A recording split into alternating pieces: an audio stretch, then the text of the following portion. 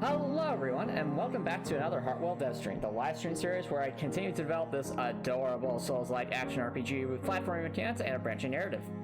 If you find these dev streams interesting or helpful, be sure to subscribe to the YouTube channel and boop that bell button to stay notified. So in terms of where we last left off, I'm working on the right half of the dungeon here, which as you can see we've done. Let me remove these.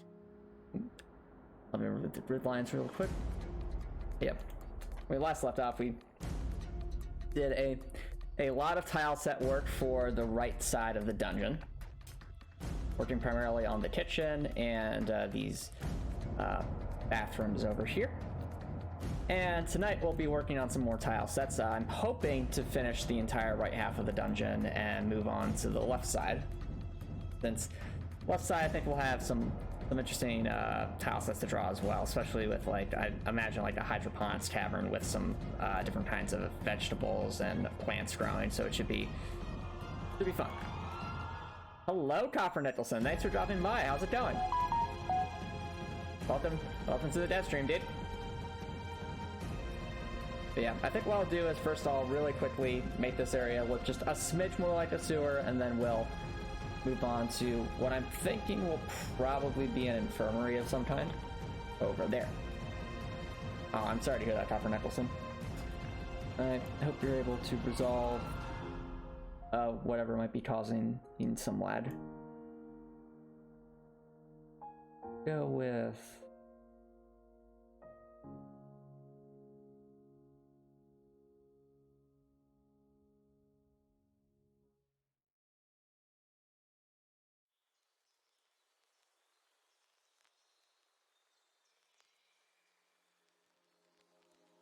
something like that.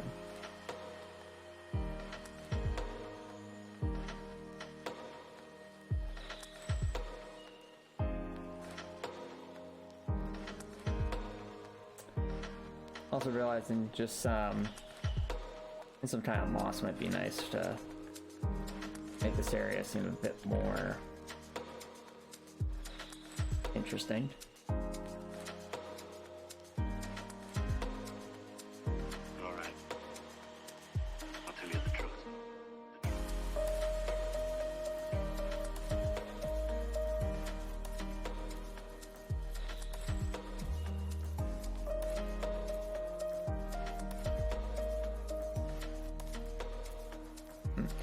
Just got done with, I'm sorry to hear that, Copper Nicholson.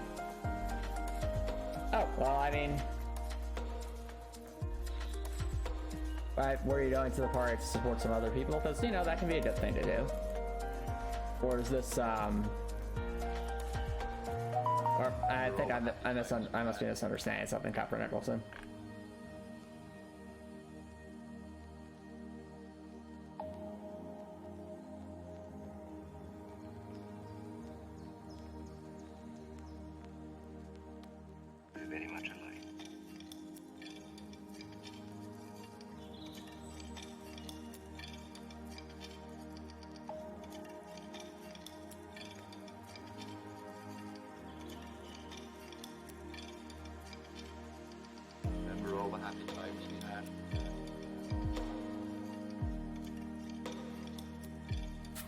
Wonder if we put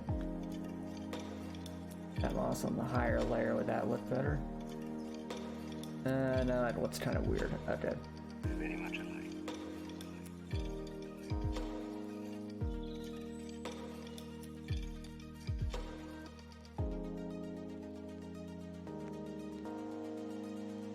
All right. I'll tell you the truth.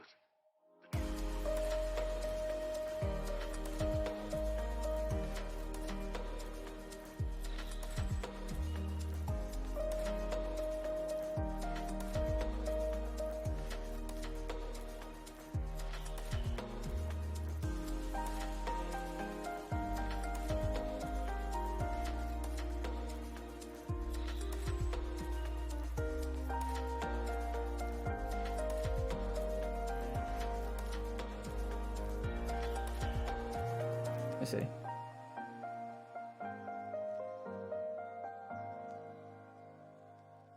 Okay.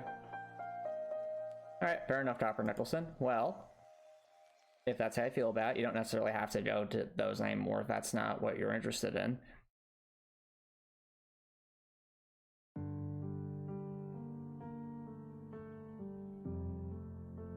Hello, Grekor. Thanks for dropping by. How's it going?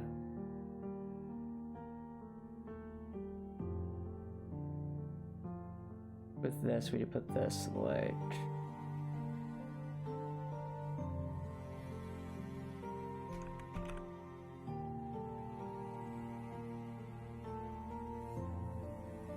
I have a good spot for this.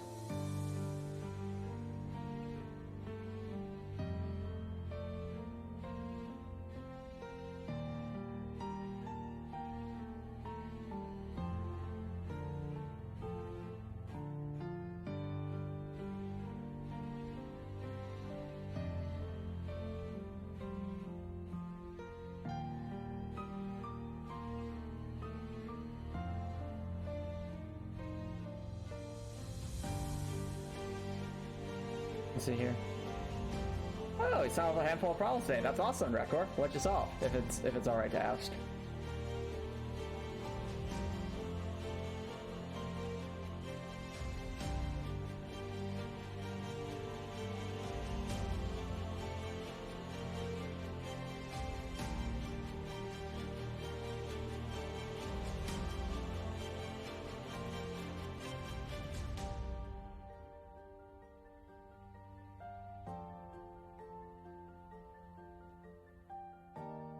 Alright.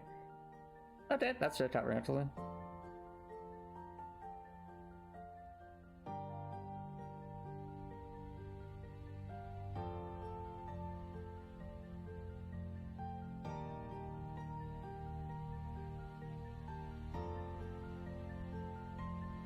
Okay.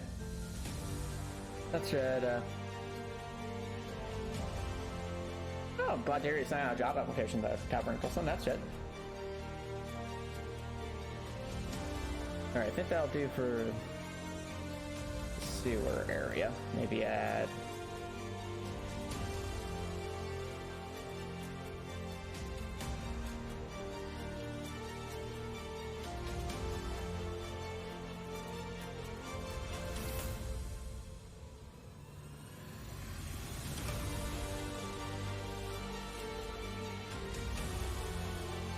Okay.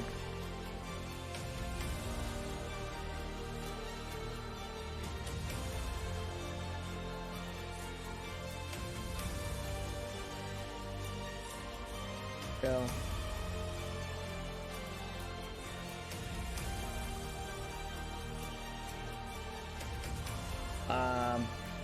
You know how to stream Dark Souls? I mean, I don't think I'm doing too much from Friday night, but that's about it, Copper Nicholson. Everywhere else, I'd probably be busy doing other stuff. Anyway, what do we got here? Let's make an infirmary of some kind. So we could probably reuse these kinds of... Would be in an infirmary, I wonder.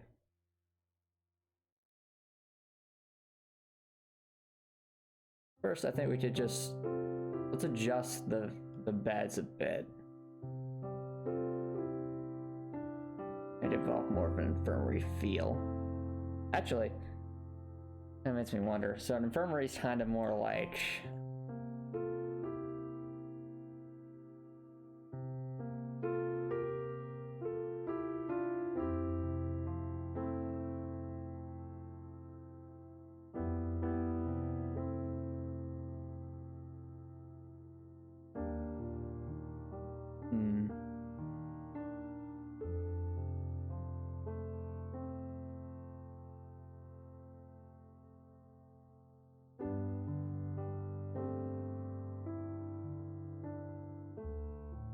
Right. Well, let's start with our tile sets and go from there. So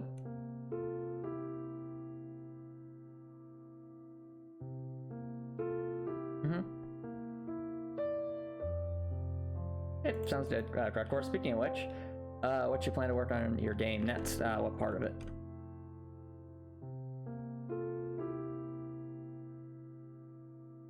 Okay, when I think of an infirmary, I think of like a bunch of metal beds and medical equipment and things like that. So what if we took... This might be one instance where having some tile sets made already could expedite things.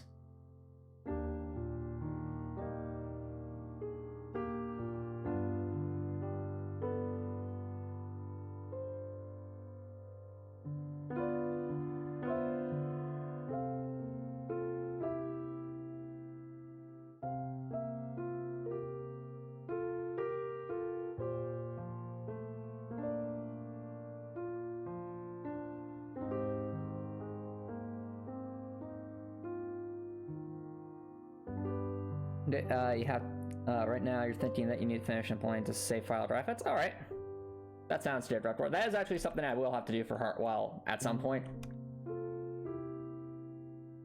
Not quite there yet, because I'm focusing on some other stuff like this and boss design, but I will have to do that at some point as well. So all power to you, dude. And now I'm I'm realizing that this should actually be very useful for something that I'll need to make later in the stream, just the way it looks.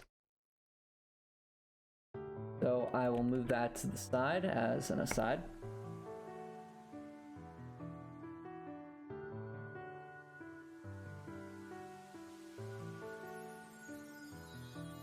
Grab this.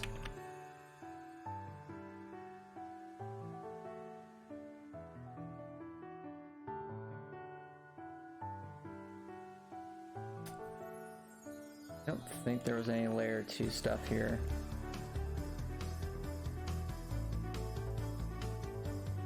There we go.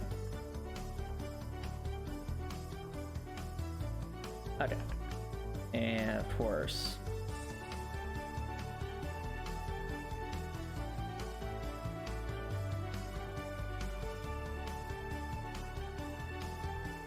okay, chat. And now for the power of time to reap some of the benefits of making a bunch of extra tile sets. Take this, and then we use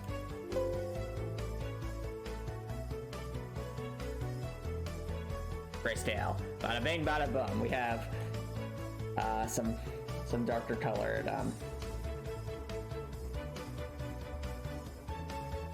bed frames. And additionally, if we want to adjust this a bit, we can, well, no. Just color. Let's make sure to, I want this to be just a little bright, because when I think of metal beds, yeah, something more like, maybe not that bright, but in that general direction. I'm sure you can see what I'm going for here, chat.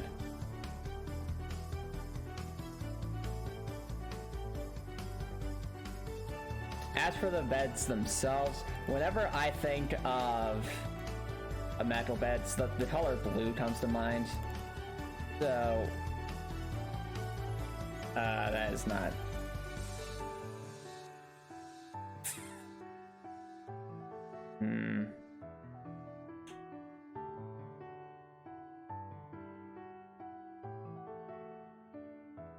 It could have a bit of a cyan color to it. But I don't know, that kind of looks weird to me, just kind of glancing at it now. You just increase the brightness slightly.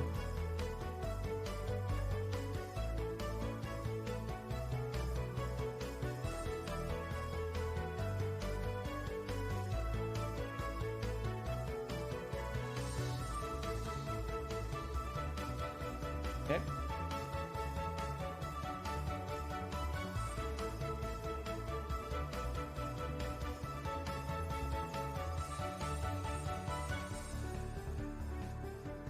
Okay, and ladies and gentlemen, just like that, we have medical bunk beds, or at least the baselines for medical bunk beds.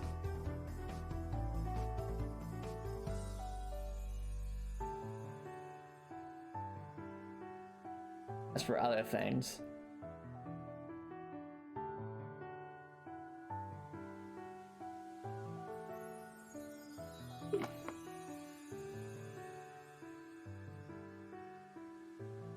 We'll need some kind of...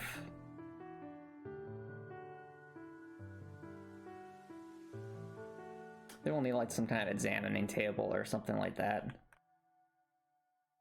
Which, lo and behold, we do have a table. Or some tables.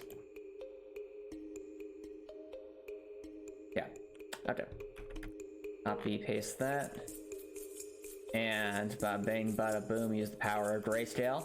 The power of grayscale compels us, chat.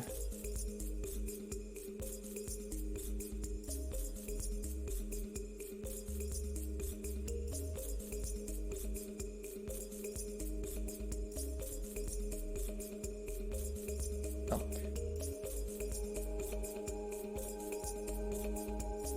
Just that color.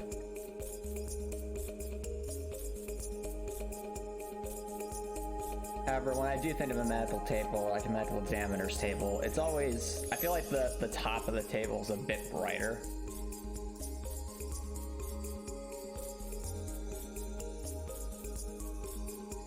Let's try messing around with that.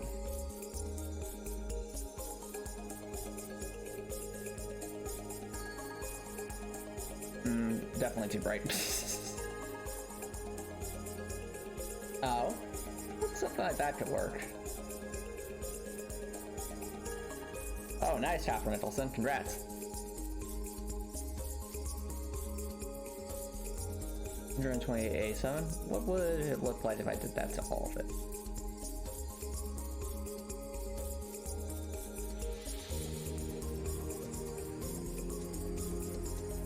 Okay. It looks more science-y now. I think.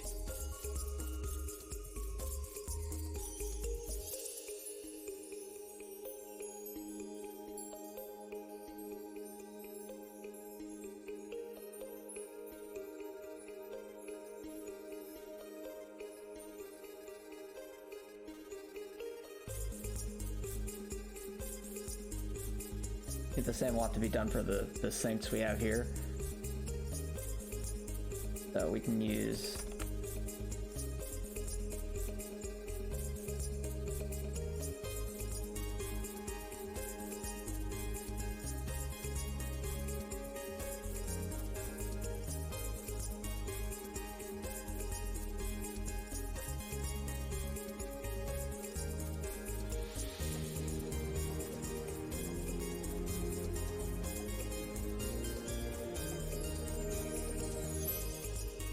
Alright. Oh, no, Copper Nicholson. So we're making stuff for a infirmary. Hence clearer tables, the more metallic looking beds. Also gonna be making these a bit brighter. So.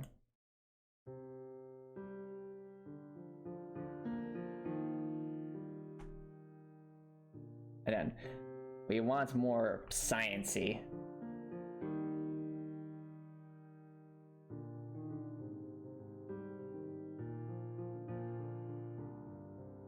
I think going for something like that accomplishes.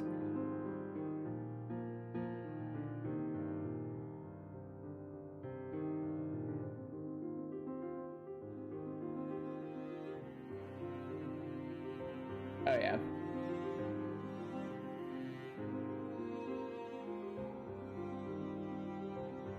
Also, is that a mistake or... Wait, what? Oh, it's probably up here. Yeah.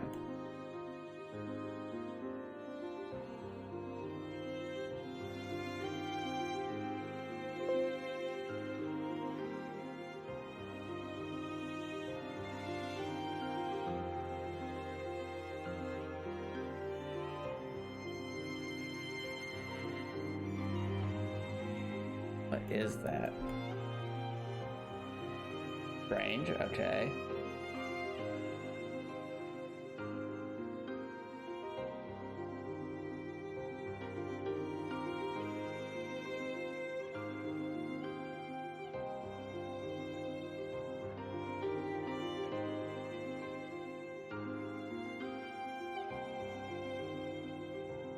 But yeah.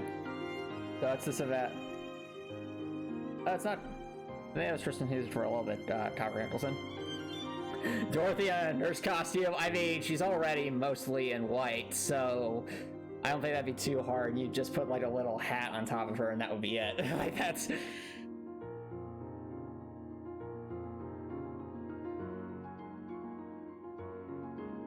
Yeah, I think that'll do for the baseline for the sinks. We might also just want a plain sink without the sides like that as well. Actually, no, we don't, because there isn't really a situation for that.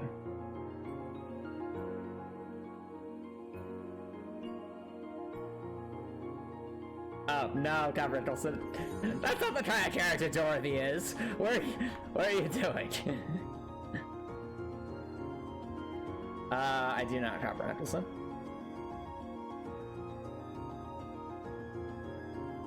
Anyway, let's save a copy.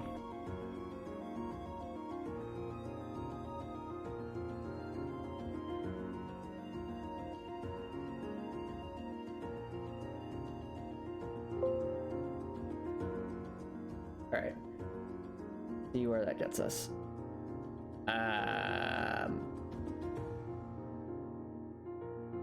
Oh, duh. 1 second.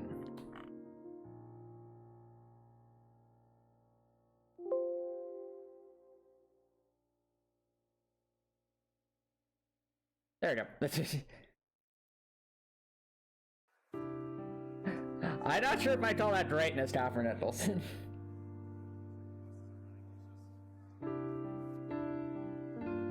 But yeah, let's see how these look. Oh dear. Well, I just when I adjusted the color, it changed that color. So, there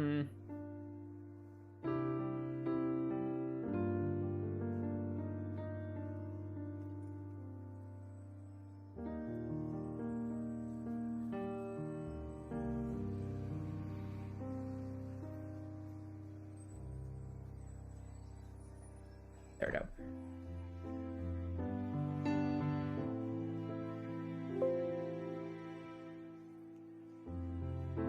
Okay. There we go, much better. Okay.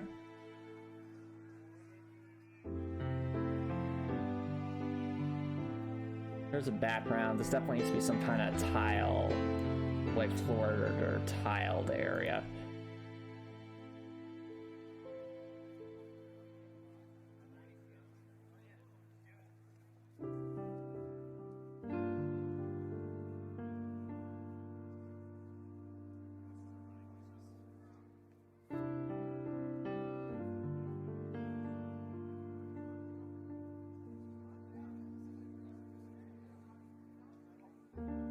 We didn't signify that it's some kind of area for this kind of stuff.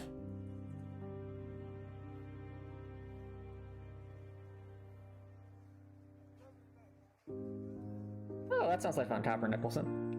Some kind of New Year event. Cool.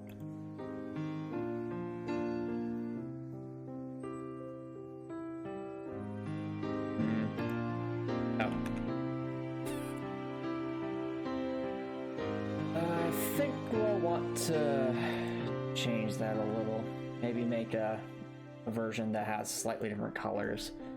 So again, whenever I think of like a either solid white or a little bit of a light blue. So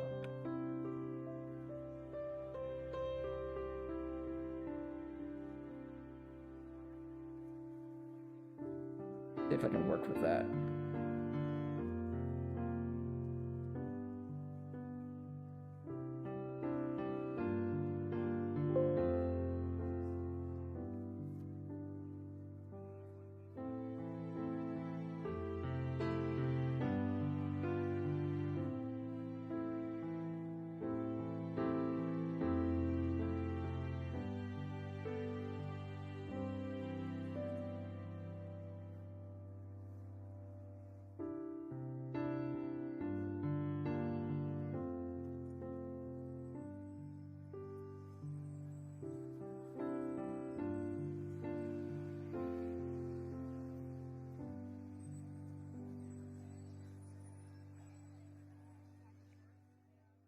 kind of looks like glass almost, if I'm being honest. Just not what I was going for. Although, well, this dungeon wouldn't really have glass is the thing. I may have just accidentally made a tile set without even intending to. But this is not what I was thinking. What's the rule of thumb I used here? So at least 9 from the lowest. Okay.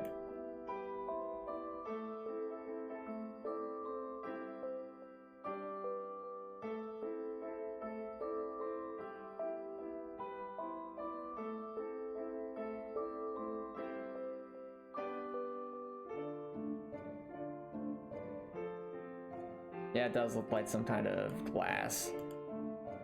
Which is fine, but not quite what I was going for. Oh well. So much Torbjorn, oh no.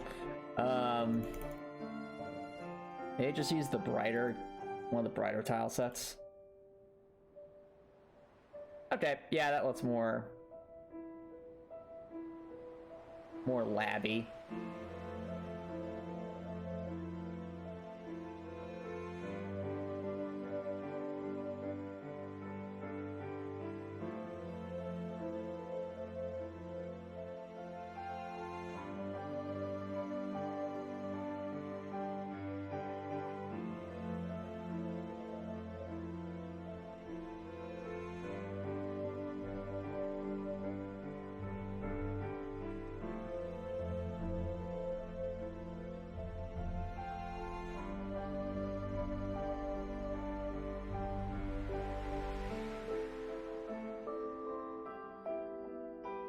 If I went with this, just go full on bright.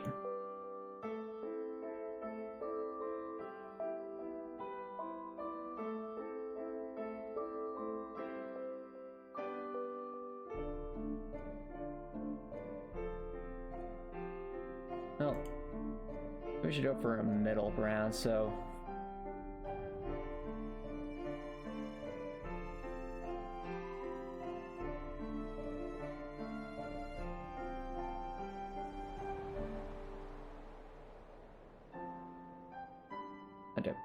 go with that.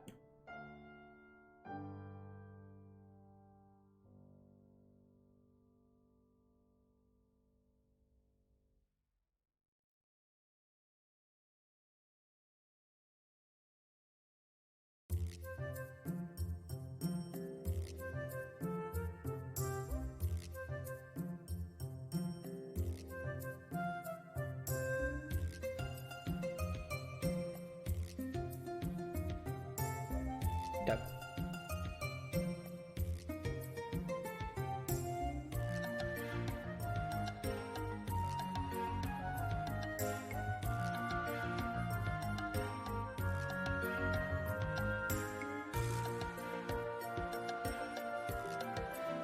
Go with that. Now let's add in some of these details. Details.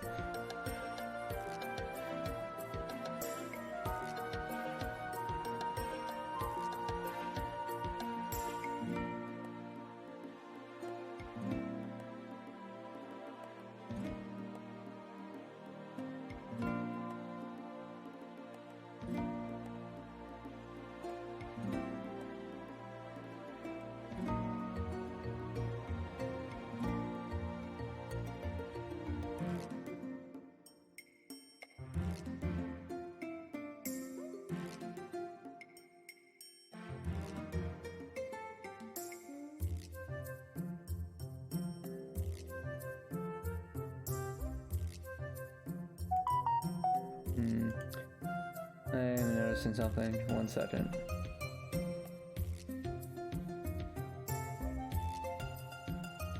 Yep, thought so. Okay.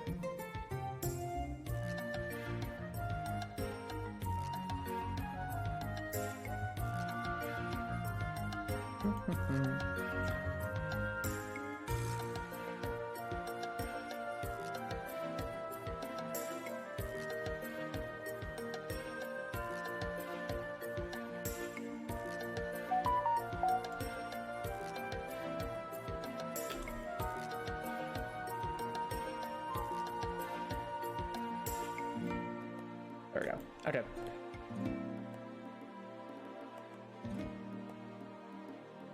Give a copy of that. Tileset 1.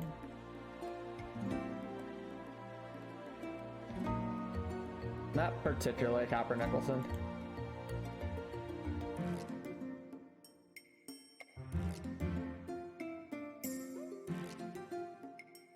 Oh.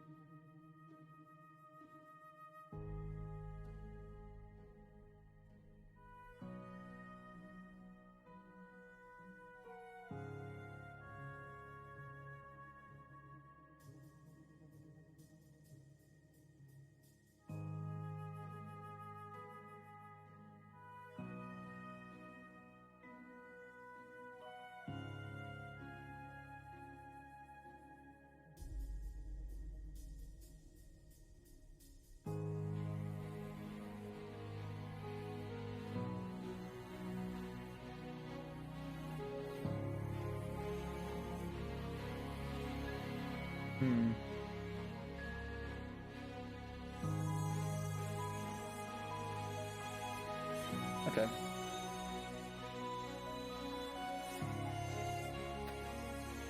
Doesn't quite work there. A little too bright.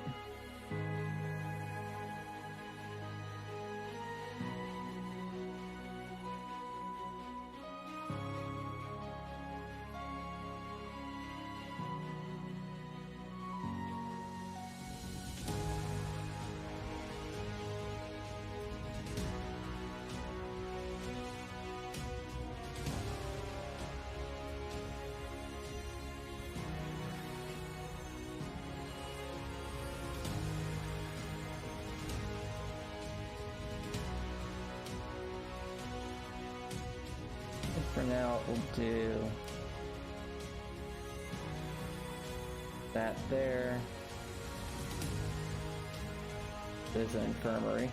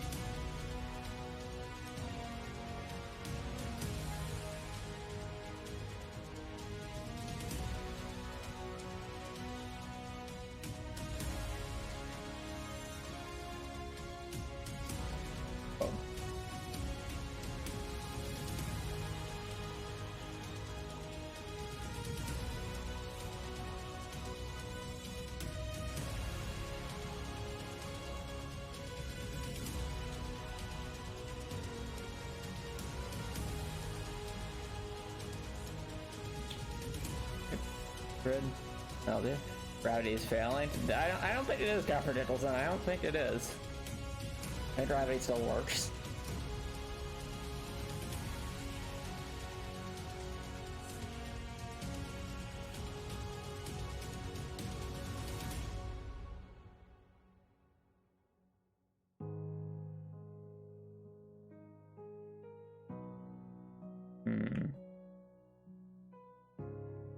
Let's go for a more cast iron look then.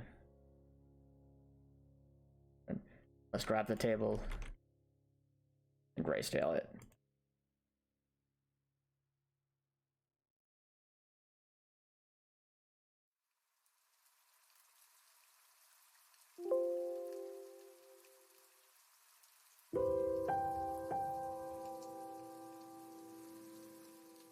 Okay, there we go.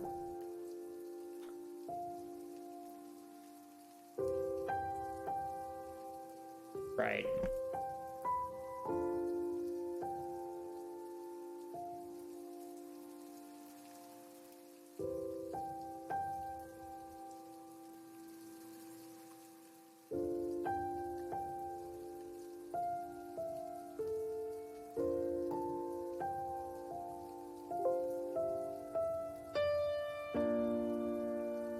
Alrighty. Dorothy Overwatch. What would that look like, Dr. Nicholson?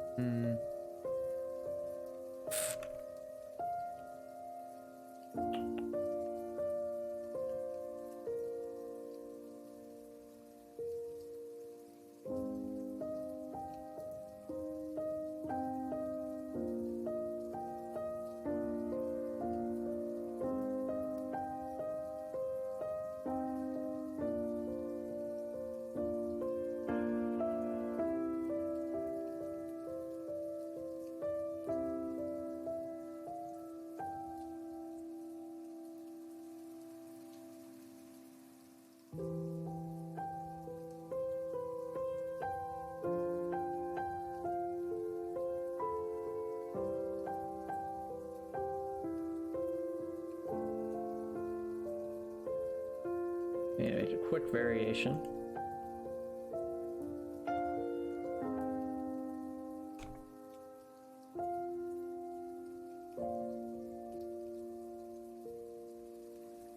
This variation will just have a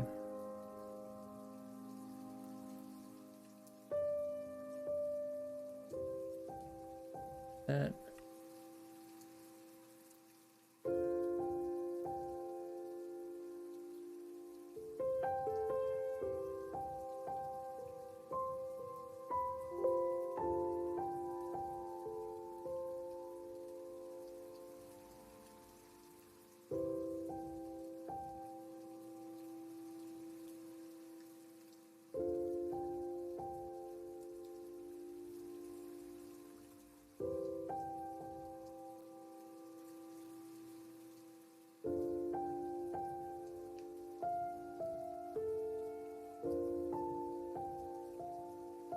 Alright, there we go.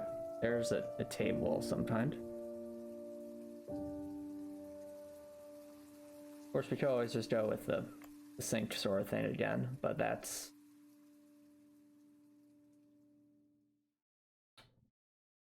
Does that make more sense? I wonder.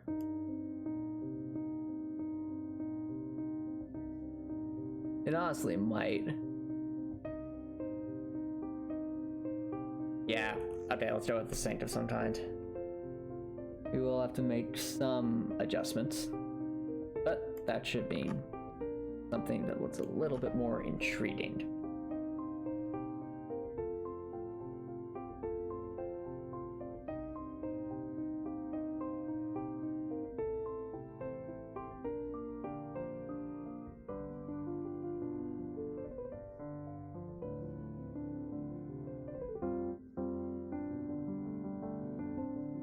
Actually, wait a minute. Do we have that already?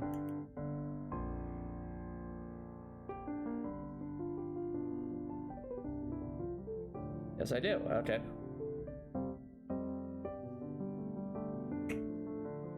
I could just use this base. Well, only the sync itself, though.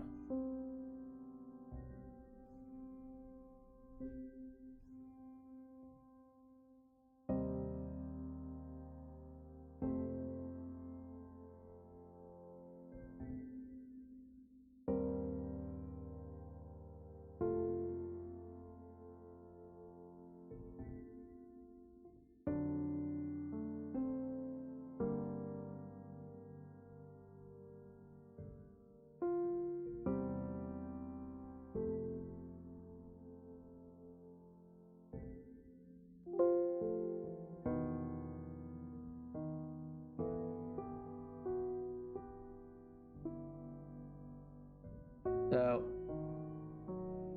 this is Dorothy ought to be DPS for supports. Probably. Throwing butts out now.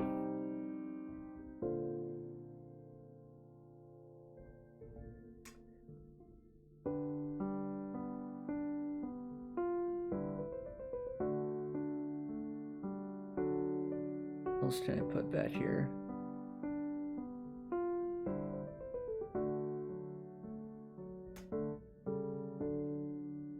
Does this kind of look?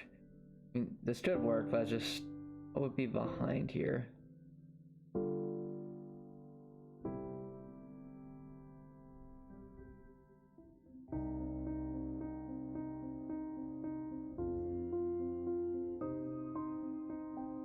Maybe something like the pipes we saw before, except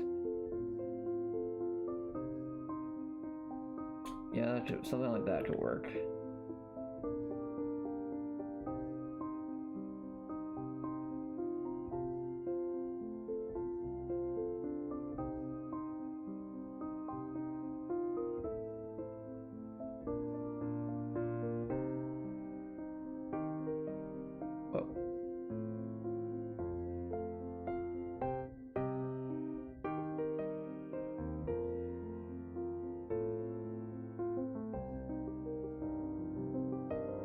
I think we need some more pipes.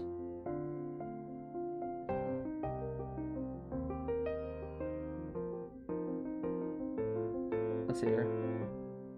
Dorothy has a tank and you see that. That'd be funny. Alright, you're playing a timer into your game. Sounds good, Rektor.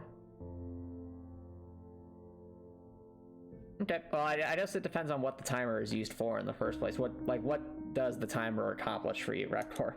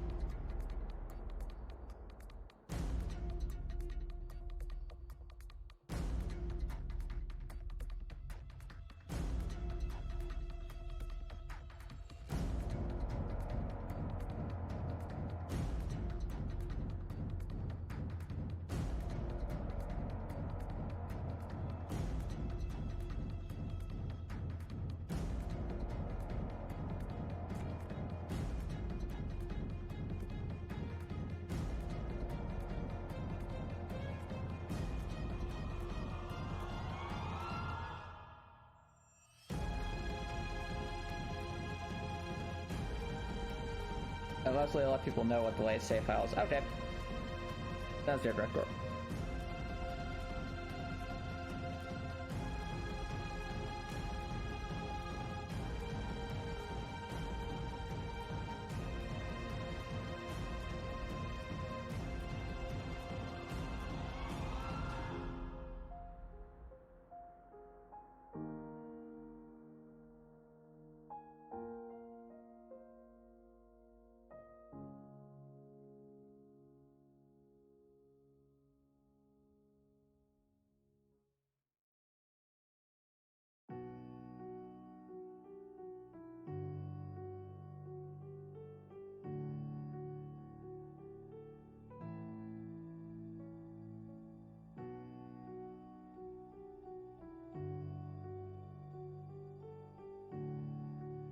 Let's try.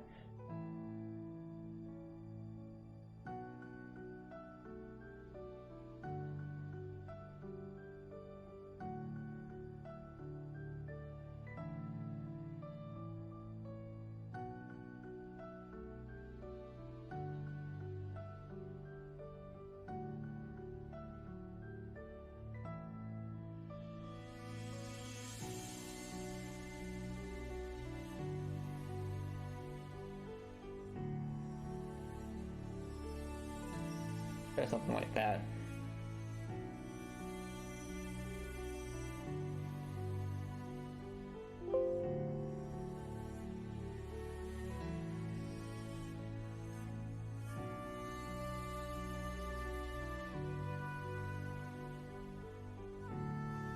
Who's my favorite Spider-Man villain?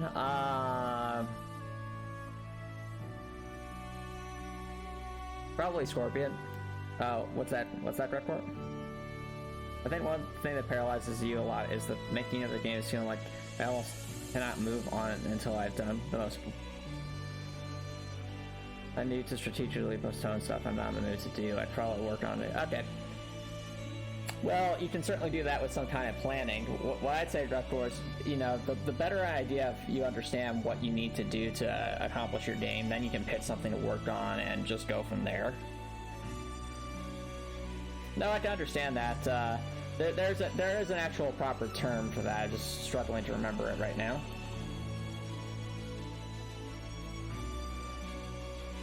But the gist is that you paralyze yourself into inaction because you're afraid of uncertainty or what the future may hold. And ways to avoid that include of just better planning, writing out your different ideas, your different thoughts, things like that, and then also mapping out when you should get things done. Because if you assign, I find that if you assign a date and a time to do something, you're much more likely to do it than if you say arbitrarily the next thing to work on is this. And yeah, that's what I'm saying, is you gotta routinize it. Routinize as in like make it a part of a routine, a schedule, not like as opposed to something that's just up in the air.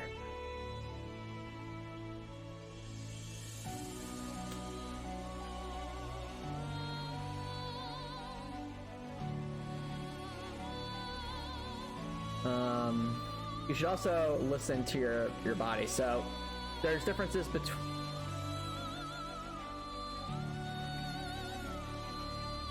Yep. And like I said, routinize it and get into the habit of trying to think of, okay, what's of any amount of progress is still progress. And also assigning clear dates and time frames to work on stuff and adjusting as you go. That'll make it a lot more viable and doable and repeatable in the long term than if you just get yourself into that situation, Reptor. It's, in fact, when I'm working on Heartwell, I often plan out at least for about, I'd say, 8 weeks, detailed, just some kind of rough idea of what I expect to work on each particular day of the week. And that helps me stay focused and on task because I'm not paralyzed into trying to think of what I'm going to work on. Because I already have that mapped out. And I also keep a running list of what's left before a major goal is accomplished. So that might be things like, okay, if I want to release the demo, what are some specific tasks I still have yet to do? Well, I need to make a save menu system of some kind. Okay. Well, I need to implement the boss mechanics programming-wise. I need to make the boss's animations, so on and so forth. And you just keep subdividing and subdividing until the tasks are manageable and understandable.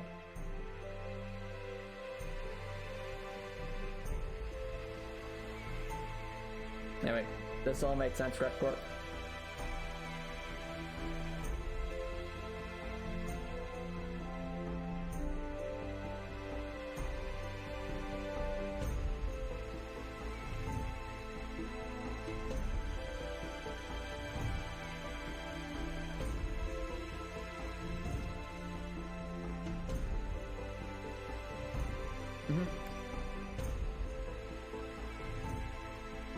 Alright, thanks Repcorp, thanks Chopper Nicholson.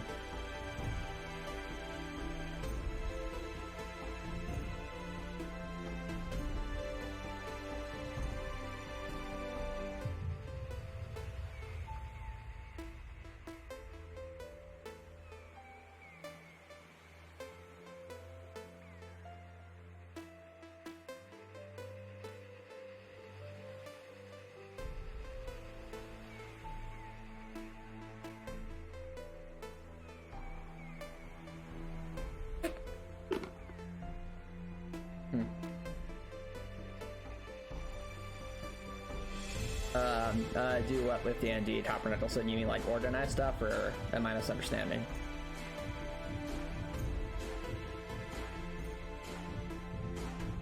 Oh,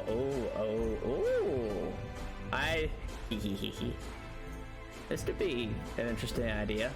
So, I was wondering what to make of this. What if it's like some kind of operating room or something like that? It's like it's a little self-contained hub. That would be intriguing.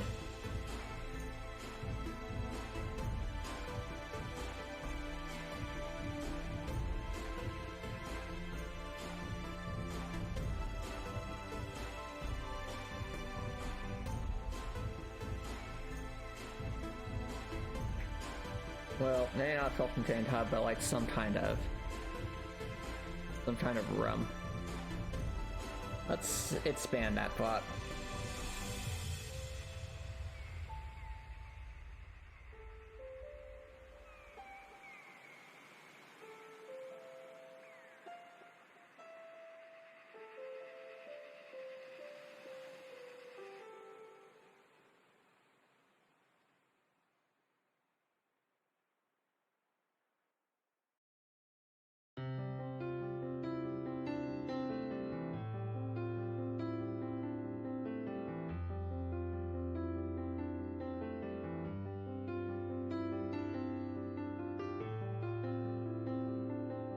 For those who are wondering what exactly I'm doing here, you'll see momentarily.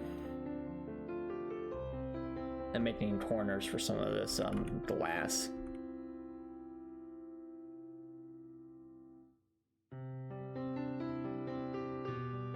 Oh, okay, Copper Nicholson. Well, one thing you can do if you haven't already is list the stuff you feel that your character needs that you don't have yet, so at least that can organize your thoughts in terms of what you're missing. And then, no, Copper Nicholson, I did not. And then you can go from there to try and think, okay, you pick a topic and then try to start brainstorming stuff for that topic. There's a bunch of different ways to do that. But at least if you write down what you're missing, it's easier to organize, to at least pick one and work on it than to be like, oh, I don't have this, I don't have that, I don't have this, this is all so overwhelming. No, stop that. What you do is you list all the things you don't know what those things are. And then pick one, and then focus your energy on that. At least you can start brainstorming from there, and at least then you have some kind of vision or idea of what you want or where you're going.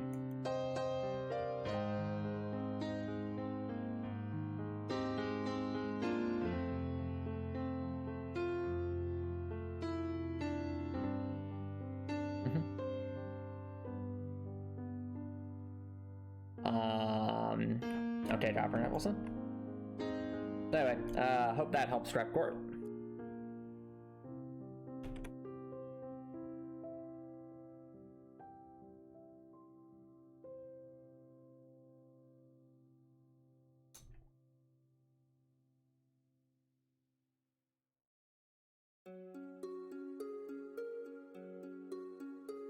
You also go with some kind of cage, that work too. Like that. Okay, Antomicx has ideas, but we shall see how they pan out.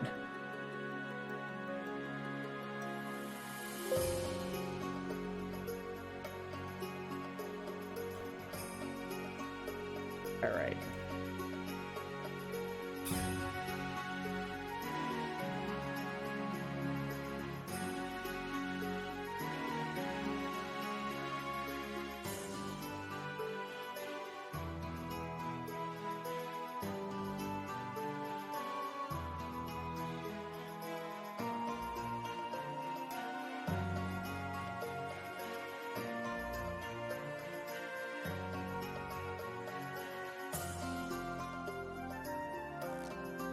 I actually think we need some kind of like rounded off edge there, because I want this to be more like a circle.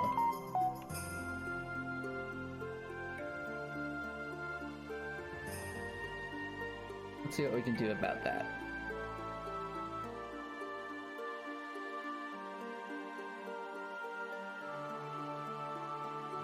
Layer 1.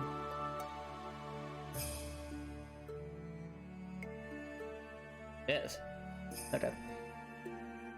Yep, no problem, Duckworth.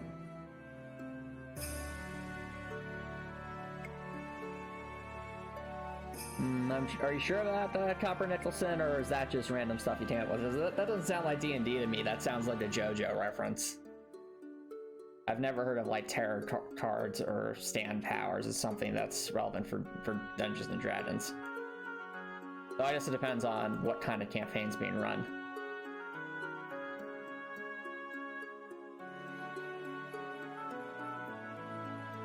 Go with 8x8. There we go.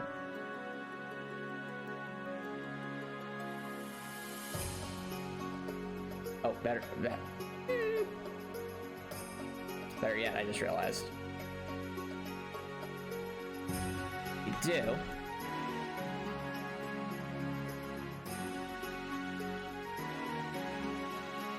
Hit the circle tool.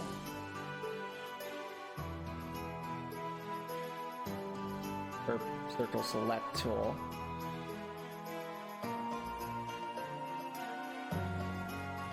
Boom.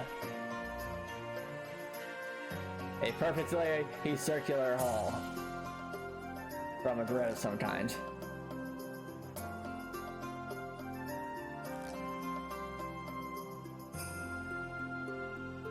The power for a graphic scale compels you. The power of graphic scale compels you. Okay.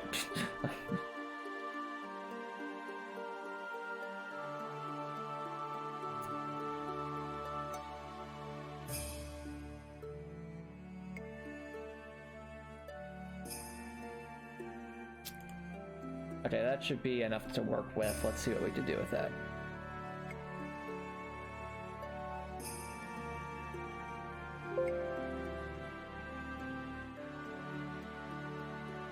Alright, you need a solid... You need a solid backstory, written as a cohesive paragraphs. 2, Horrendon subrace abilities themed around the moon. Please focus out for the subspecies. 3, visual design. You've been playing in Hero Forge for the shirt. I need to get more mage selective stack. Okay. So, before I start talking, Copper Nicholson, did everything you just posted in Twitch, is that written down in any document somewhere where you can take notes about your character?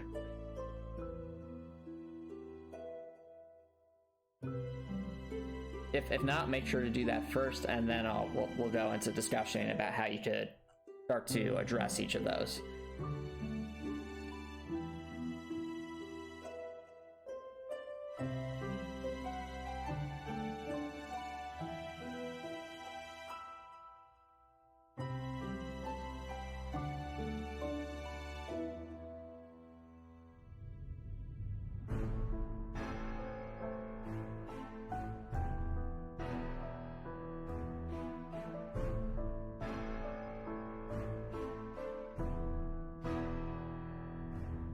Alright, you copy over to a text file. Okay, first of all, Copper Nicholson, organize those.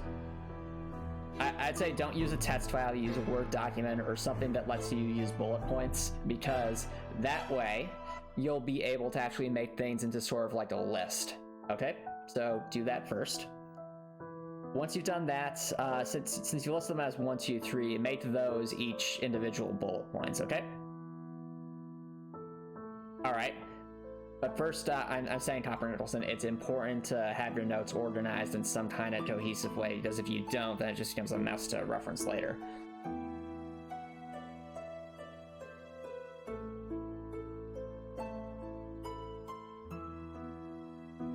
Okay, awesome. You've got the bullet points. Great. Now that you've got those listed, what you're going to do is you're going to make sub-bullet points beneath each of those 3 main things you've listed. So a sub-bullet point just means you press enter at the end of a line and then press tab to shift the bullet point over slightly, so it's clearly like a sub-branch of the higher bullet point. All right. And then what you do is you're going to take, we'll say, your overarching goals and break them down further into sub-goals. So let's start with All right, a solid backstory written as a cohesive paragraphs. That's all right. That's good, Topper Middleton. That's very high level. Okay, that's a start. Let's break that down a bit more. What would be in a solid backstory, Copper Nicholson? Ask yourself that question. Like, what are some things you think would fall into something you consider a solid backstory? And if you need ideas, what you can do is think of like some of your favorite characters from anime or video games that you think are well written, and think about the kinds of things that are in their backstory. And then once you got that in mind, then write down little detail, like little sub goals within the overarching goal of a solid backstory. So feel free to post some of your thoughts there in the Twitch chat, Copper Nicholson, and that don't always to be some. All right.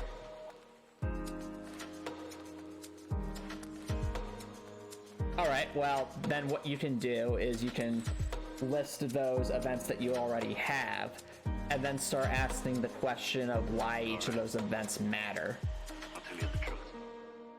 And matter to the character. And answering questions that come up from that. So, for example, if I were writing the backstory of Leia from Crosscode, I might ask the question, and I say I have this narrative idea. I'm like, okay, Leia cannot remember her past. The next obvious question would be, okay, why can't she remember her past? And depending on how I answer that question, it augments the backstory. So if I said, okay, Leia can't remember her past because she's in a coma, well, then I can ask the question, okay, why is she in a coma? How that happened? And then that lends itself to building the backstory further and further. But if I answer the question a different way, maybe I'd be like, well, maybe Leia had her memory erased. Well, then I have to ask the question, why was her memory erased? And so on and so forth. So what I would do, Copper Nicholson, is take your narrative events and start asking questions about them, picking them apart, and answer questions, and then answer those questions and write those down. And what you'll end up doing is you'll start adding more and more to the backstory, which lends itself to momentum to keep adding more and more until you have a lot more to work with. Does that make sense, Copper Nicholson? All right. I'll tell you the truth.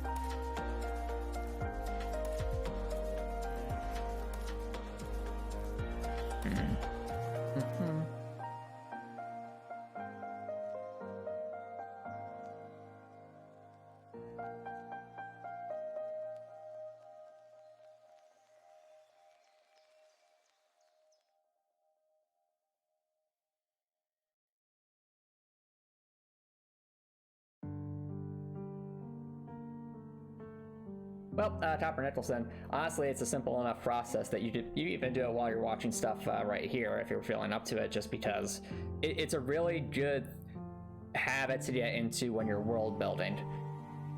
I've mentioned before that I've talked to a published science fiction author, and one of the things that he's told me is that you have to be an expert on your, or you have to become an expert on the world that you build. Now, in your case, you're not building, say, an entire... You're not being a dungeon master having to make an entire world, you're making a character, but you're still engaging in the process of world building. So, you need to become an expert on that character. And what better way to be a... And if you think of what an expert does, they're very knowledgeable about a topic. They can answer tons of questions about that topic. So, by extension, if you ask yourself a lot of questions about a topic, then you start to answer those questions, then you become more of an expert on that topic. In this case, a character you're making.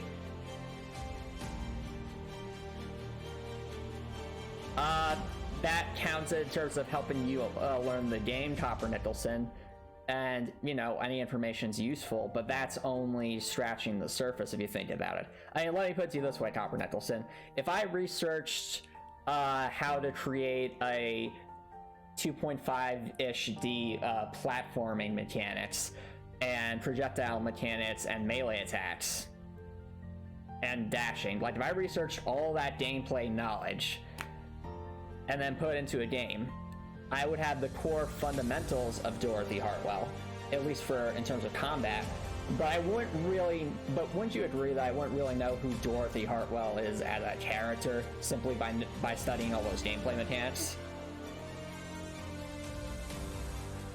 Like, all the gameplay mechanics I just described, I could create a game in isolation and just with that, and it would be a game, but only a game that stands on the merits of its gameplay mechanics and has nothing to do with a story. Similarly, Copper Nicholson, if you research a lot of the class systems in D&D 5e, well, but that's the thing. If the gameplay is tying in closely to the story, that's good, but again, if you only research gameplay, that's all you're going to learn is gameplay. You're not going to learn story. You can't build a world out of gameplay alone. Gameplay can help you tell the story, but you need a story to tell.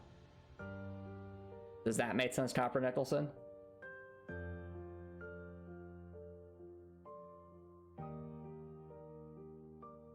So, gameplay mechanics, just like any other topics, they can help you world build, but they are not world building just in isolation.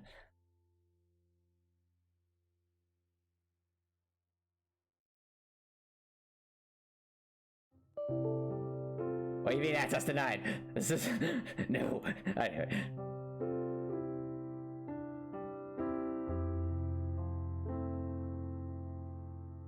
Alrighty. Need some kind of metal siding here. And what'll do?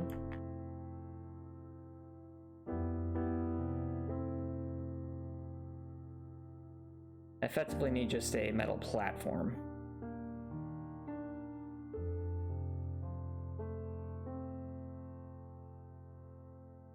Well, no, Copper Nicholson. And you got out of that mindset. If you're doing any kind of writing that will take place in a larger world of some kind, then you're doing world building. It doesn't matter if you're the dungeon master or the player, you're engaging in some level of world building. And the other thing is, as a player in a Dungeons and Dragons game, typically your ideas are going to be incorporated in some fashion by the dungeon master into the greater world. So by world building your character, the dungeon master, you're helping the dungeon master world build as well. So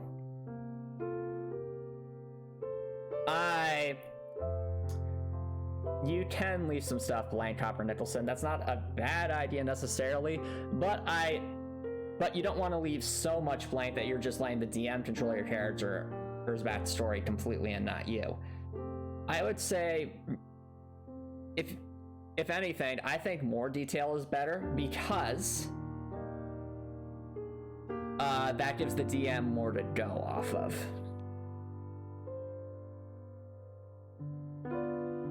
And it also increases the likelihood that the story the DM writes with your character incorporates into their greater world will be something that you'll enjoy too, because you've had a good hand in adjusting it.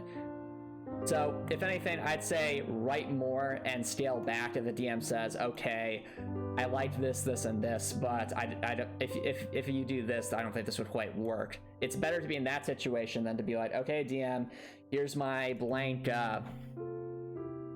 here's my fairly bare bones backstory, have fun, because then, well, the DM kind of has to guess.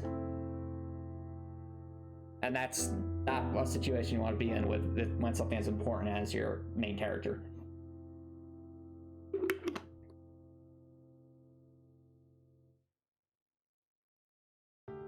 And you can actively engage with your DM in conversation and to help you build this stuff. Yep, I would highly recommend that, Copper Nicholson. For sure. 100%.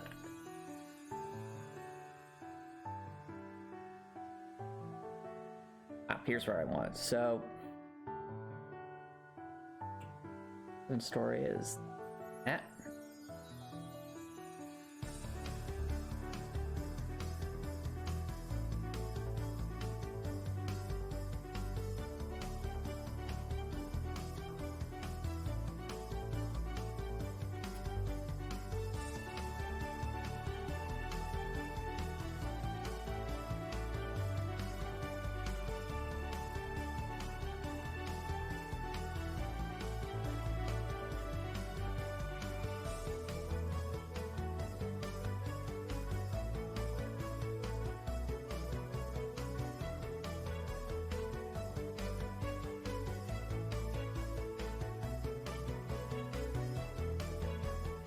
Actually, before I go too crazy here, let's see, for the sake of argument, just how would this look if I just made it like little tiles?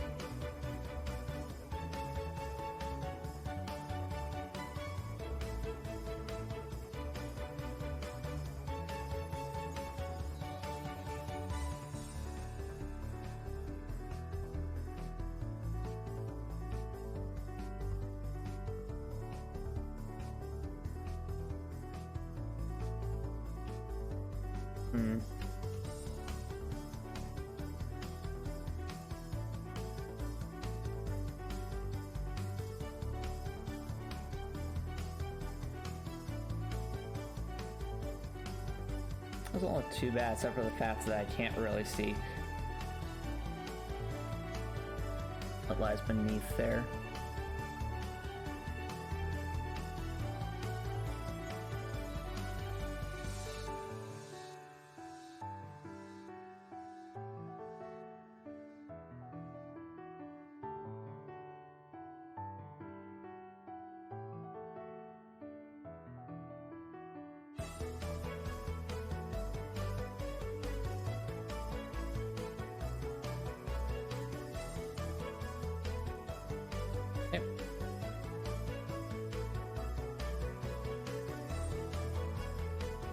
Well, again, Copper Nicholson, I think it's better to go.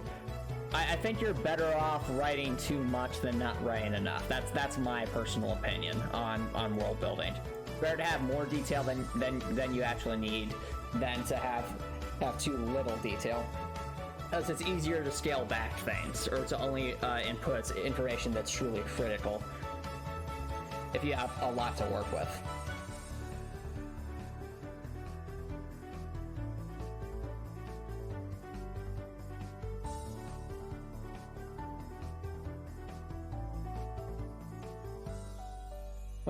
Well, Copper Nicholson, if you've been looking at a lot, I would say let this character's story help drive that decision first.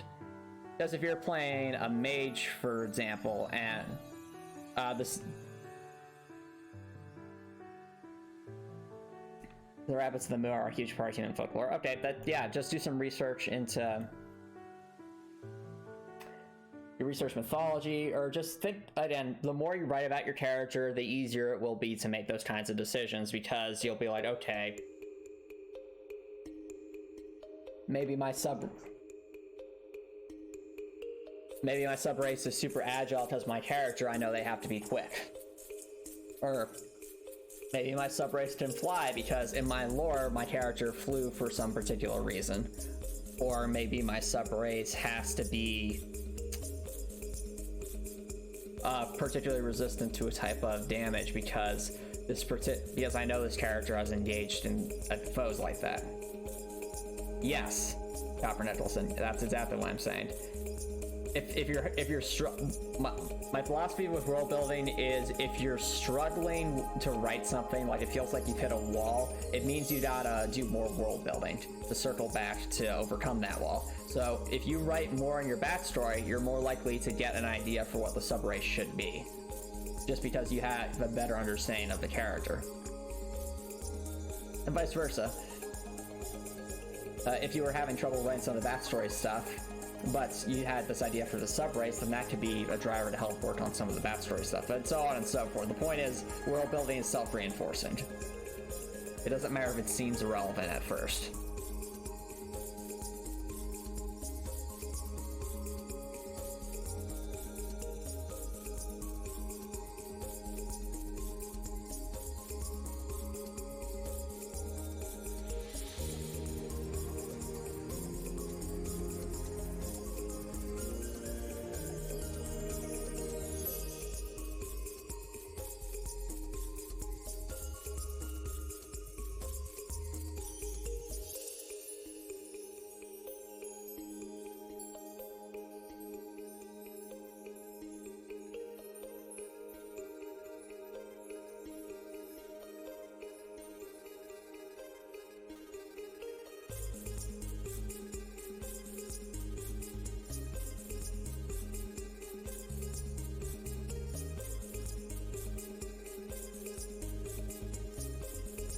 Yes, the power of circles.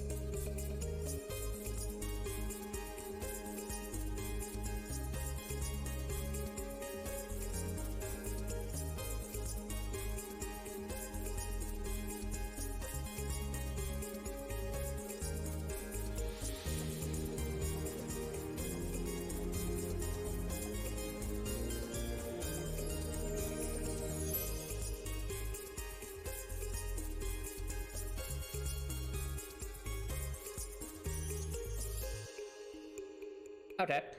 Well, though, I would say Copper Nicholson is expand on that idea. So start asking questions about each of those. Like, okay, he wants to be a sorcerer or wizard. Why did he want to be a sorcerer or wizard? Answer that question. That could lead to something interesting. Or he still longs for magic. Why is that? So what? That you have to ask those kinds of questions. And additionally, became a martial artist. Why did he become a martial artist? And then once you've answered that question, ask a question about the answer you just made.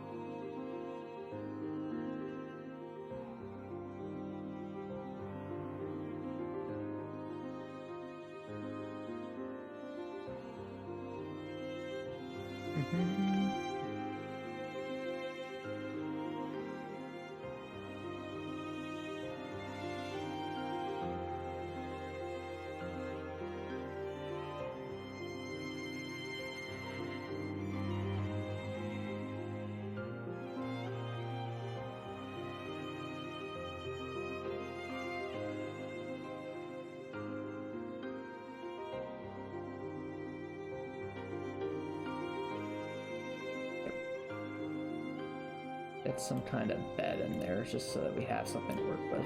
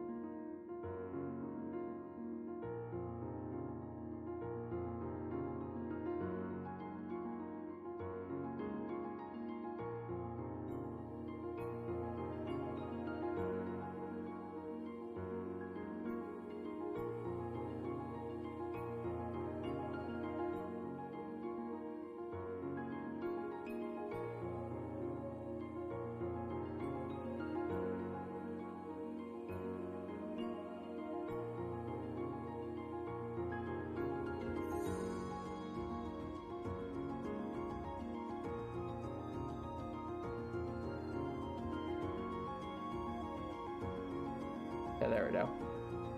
Now it looks like there's actually something down there, which is good. Okay, he wants to be one of his friends as a child were all into magic, which made him want to get into it as well, so he belongs to the group. And he even had a natural talent for magic, or so it seemed. He could do a few basic magical spells, but struggle exponentially with every increasing level. Okay, good. So, good, you've asked some questions. Now, ask questions about those answers you just gave me. Okay, so he wants to... His best friends as a child were all into magic. Why were his best friends as a child into magic? Also, who were his best friends? Write about them. Wants to belong in a group. Okay. He had a natural talent for magic. Okay. Where do you think that might have come from, or so it seemed? Interesting. Ask the 12th question. Why might there seem to be more behind the surface? Only after.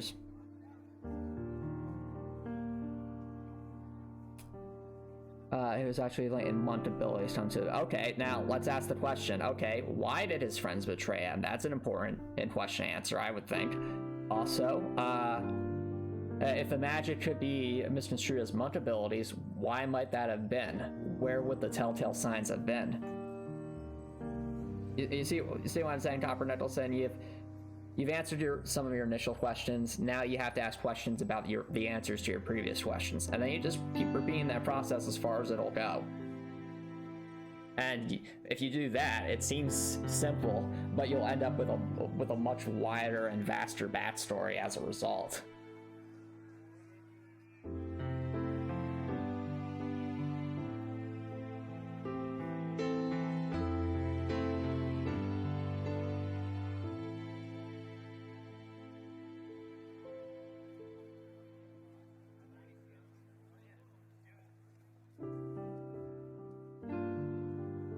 I think we should have some kind of metal up here. Definitely make it look more like a frame, so let's go with that.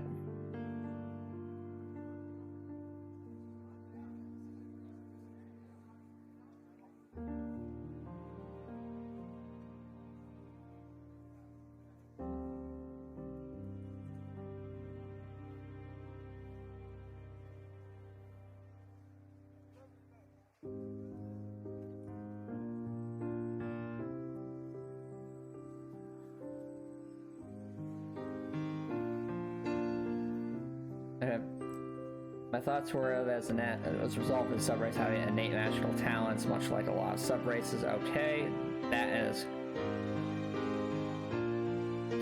Alright, and stop right there. So what you've just described to me is gameplay mechanics. You haven't described to me why this fits into the context of the story. So, let's think about that. As a result of his subrace having innate magical abilities. Okay, so then you'd ask the question, what subrace would have innate magical abilities? Or why might they have innate magical abilities? Where would those come from? And those should tie into what those abilities are, if you know what those are. If you don't, then you should simply ask the question, what kinds of subraces might have innate magical abilities, and then think about what kind of magic that might be.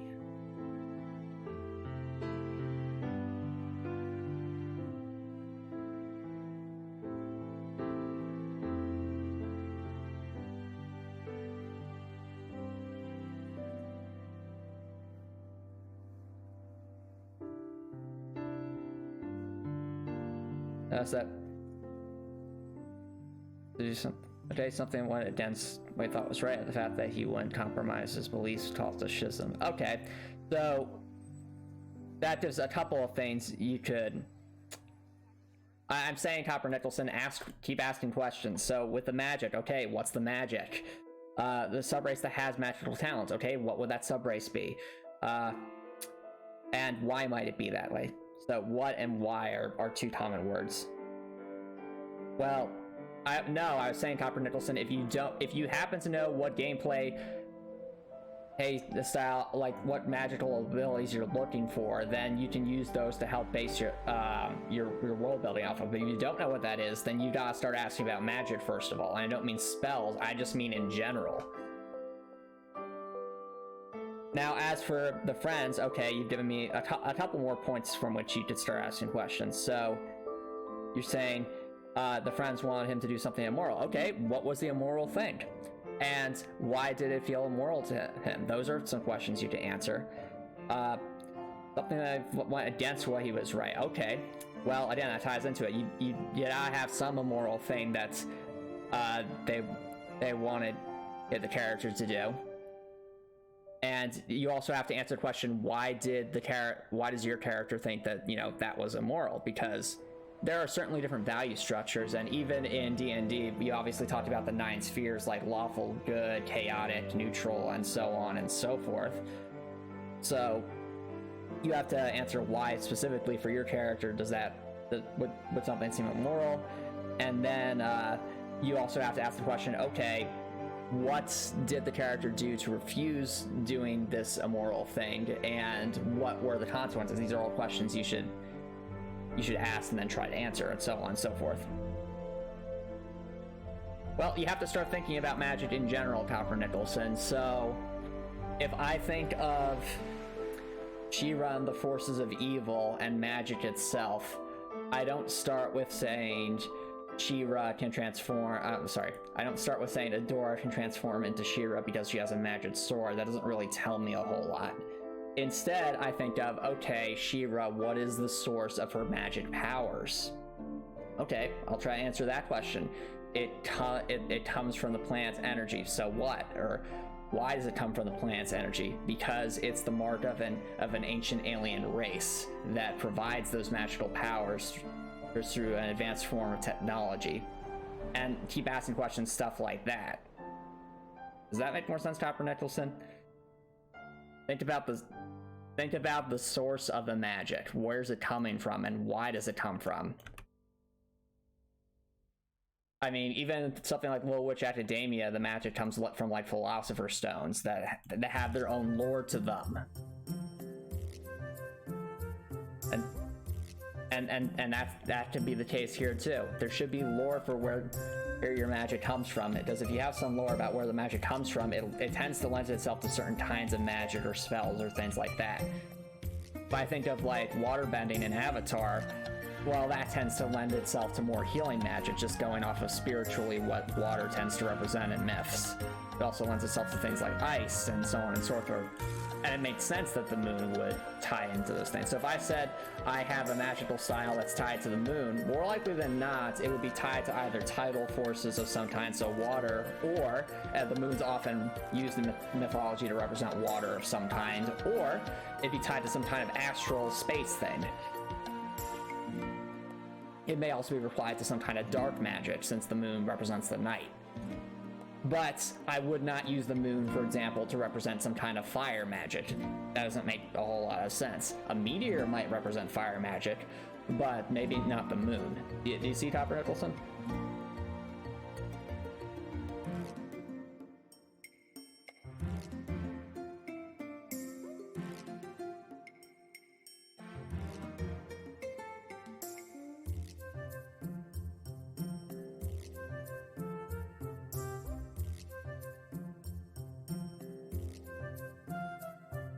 Okay, Copper Nicholson. So then you have to ask the question, okay, what kind of magic might be tied to the moon, or what kind of abilities might be tied to the moon? At least the first thing I think of when you say that super mode happens but only in the light of the moon, that honestly makes me think of vampires. And the reason that does is because vampires are strongest at night but weakest during the day. Same thing could be said about werewolves or any kind of other thing that has some kind of time cycle application to their abilities or capabilities.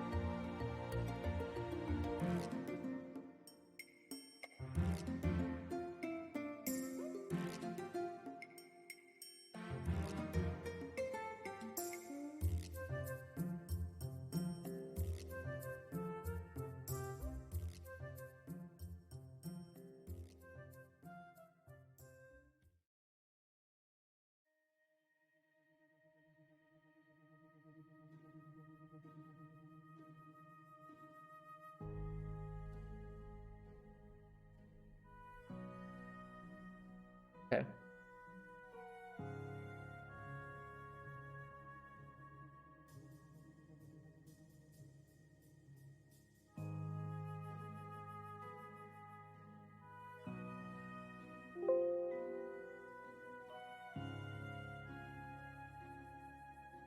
Yep.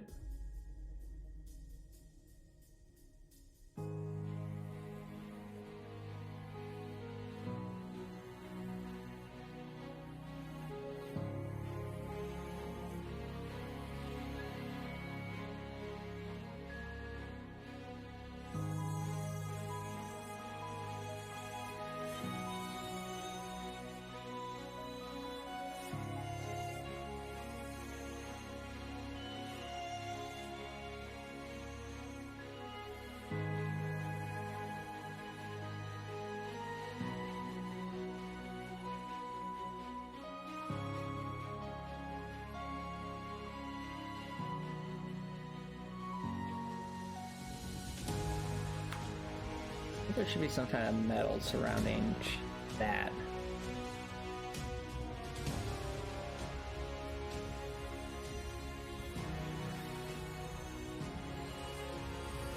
Let's make some kind of variations here.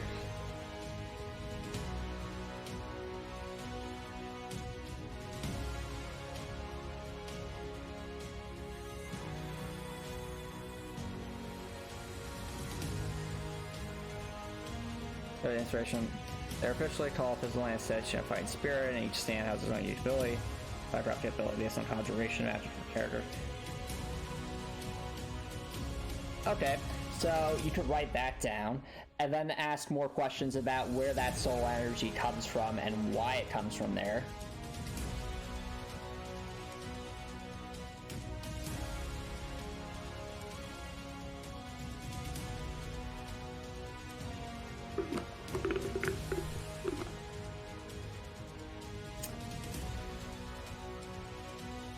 I'm also going to say straight up, Copper Nicholson, that in traditional Dungeons and Dragons, there's only a handful of things that can teleport in some capacity. And when they do, it's either a limited amount of times a day, or if it's like a core part of the class, then like, you know, that's a significant part of your main class and not necessarily your subrace. So, to me, like, teleportation would fall more under the category of, I'm a wizard, I'll reach level 4, level 7 or something, and now I have a teleportation spell or a teleportation capability because it fits with my main class. Not necessarily something that a subrace would just do, unless it was limited to, like, maybe once or twice a day under certain conditions. Like, for context, one of the abilities of an Echo Knight, since one of my characters is an Echo Knight, is the ability to swap places with the Echo. So that's effectively a form of teleportation, since the Echo could be manifested, say, behind a wall with a partition that you wouldn't otherwise be able to walk through. But there's one, it's tied to a main class, not a subrace. So I had to purposely choose that subrace, not subrace. I had to purposely choose that class over, say, another class that maybe does more damage or something like that. In addition, it has certain stipulations. So in this case, I can't just teleport at will. I need to manifest an Echo first, which can only be a certain distance away from me while still being manifest. And then I'm essentially swapping places with that Echo. So if the Echo were destroyed for some reason, then I wouldn't be able to swap places, or if I couldn't get the Echo somewhere in the first place, or I had to put the Echo too far away, all that would make it so it doesn't work.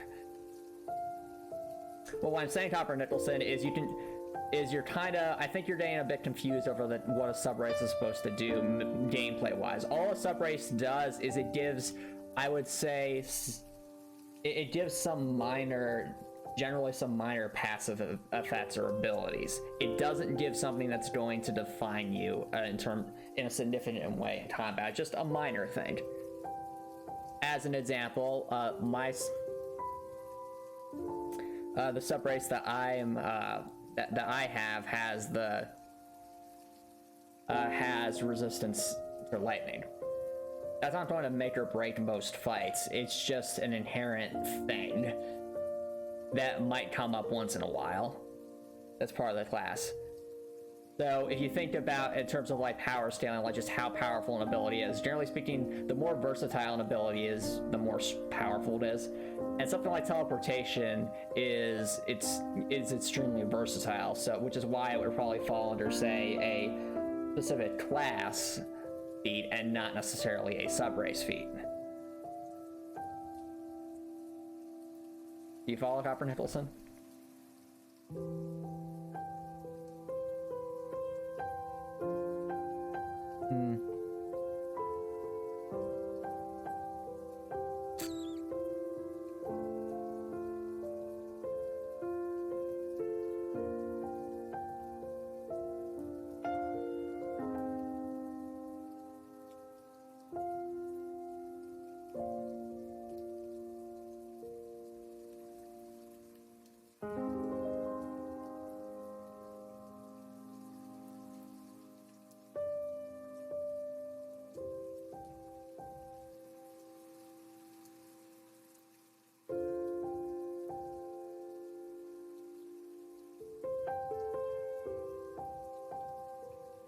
I have a metal door.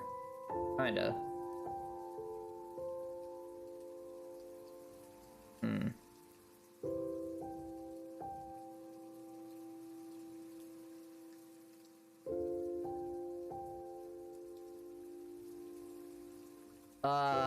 Yeah, is that character divine? Sure, Copper Nicholson.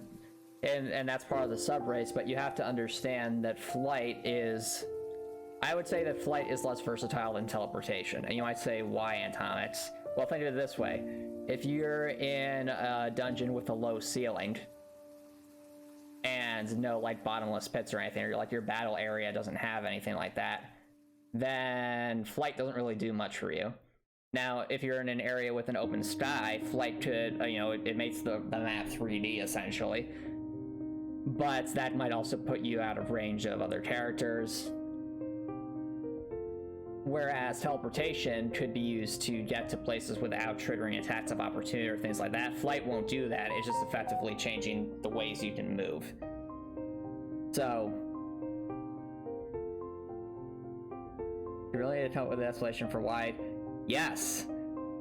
Or at the very least have some idea of where it comes from, or be prepared to let your DM define that, because it's part of the world. If you just say magic exists just because it exists, that's boring. It gets into the same kind of idea of it's there because it exists. No. Things exist for a reason.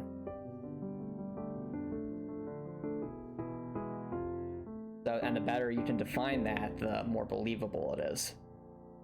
And also the easier it is to work with when you're trying to answer questions about it. I thought that was supposed to be...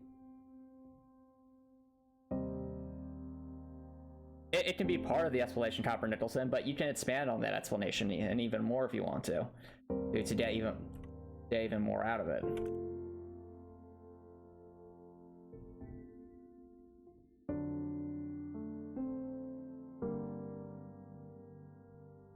Like, for example, if I were to say there was a subclass of being part of the water tribe in Avatar, just the act of being part of the water tribe doesn't explain how waterbending works.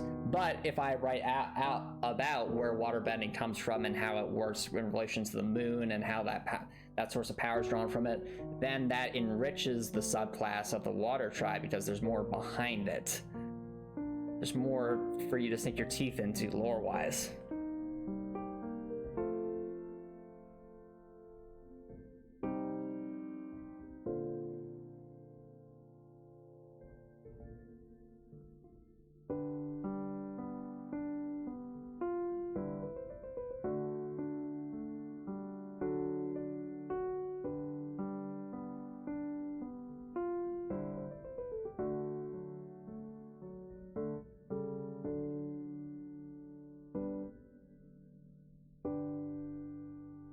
Yep.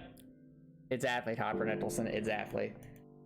That's why it's important to explain these things. You need to be an expert on the world that you write, or the characters you write, or the things related to the characters you write.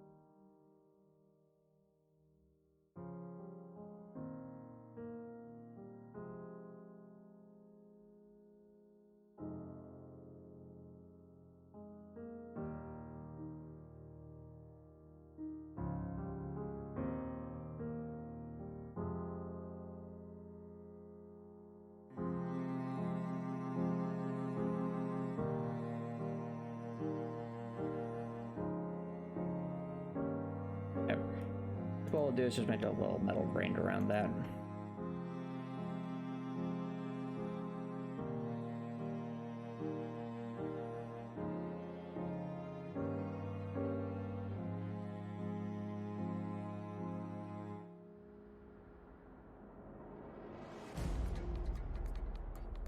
That.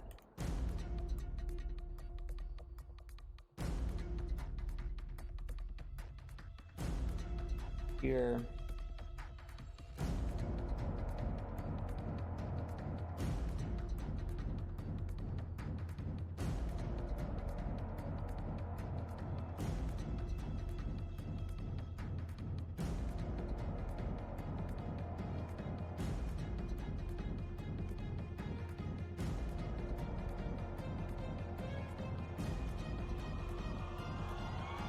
Let's see here.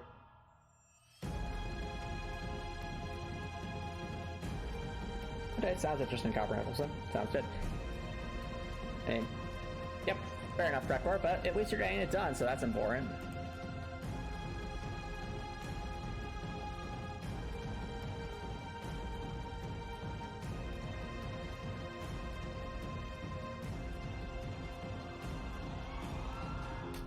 And if there's another tip I can give about doing any sort of challenging thing you find annoying or challenging for a greater project is this. When you make any kind of progress on that, you should celebrate your progress. And that can be in a whole variety of ways. One thing I like to do if I overcome something is I buy if I overcome something that's was taking me a while. Let's say like I think back to when I was working on the menu system for Heartwell, and that took months. When that was done, I made sure to celebrate with a nice meal or something like that, or by treating myself to something nice, or by saying, okay, I worked on that awful thing, now I'll get to work on something I really love working on, like some character writing or some level design. Something to give myself that positive reinforcement that, okay, I did the hard thing, or I'm making progress on the hard thing. And it's important to be able to pat yourself on the back, so to speak. If you don't, then you'll burn yourself out, and that's no fun.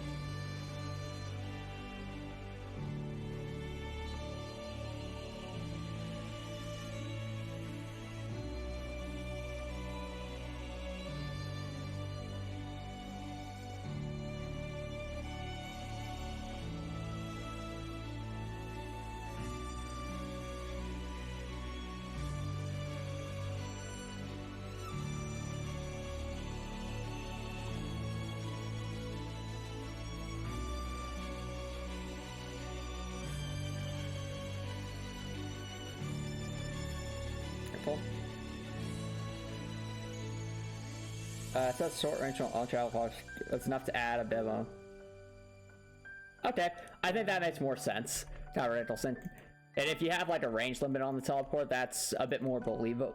Well, one, it's easier for the DM to balance, but two, it's also a bit more believable for a lower thing. It's effectively doing it's giving you a little bit of extra options, but it's very situational, which makes more sense for a sub race thing. The sub race thing is probably a bit more situational.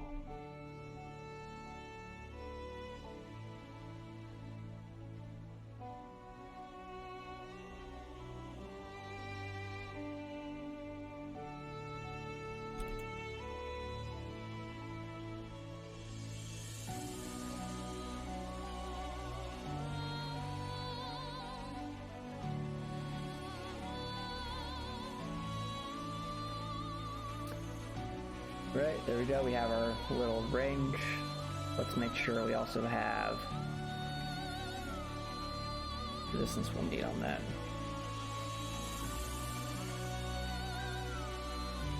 That can be done quite easily.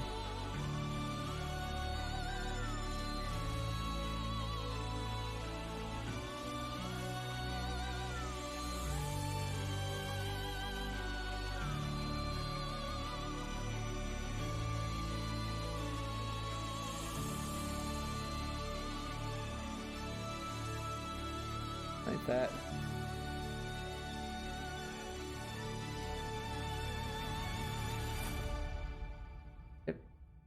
Of this, let's do it without requiring, at least then I'll be, okay. Well, Beckmore, remember, you can always just ask for feedback, and that could help you, give you some direction. Or, you know, if you have someone who's nearby, you could ask them, like, I mean, I think you said you're married, Beckmore, so you could be like, maybe ask your wife once you're done, you're like, hey, could you take a look at this, let me know what you think, just ask for some feedback, you use that for some pointers.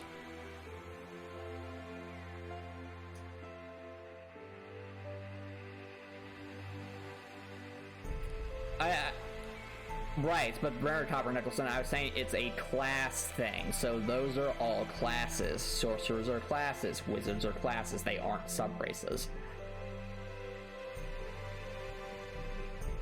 And also, level 2 spell, okay, that's a mid-tier spell, Copper Nicholson, not something being done passively.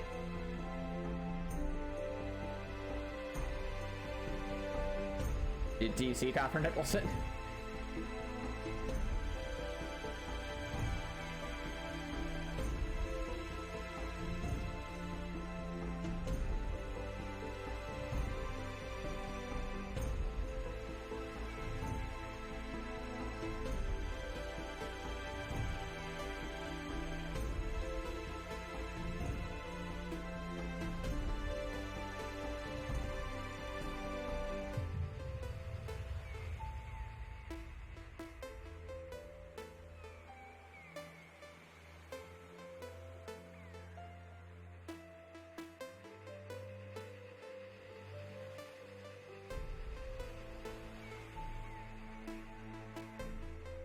I think that should do it. Let's try that. Well, wait. Will that work? I think it should. Okay.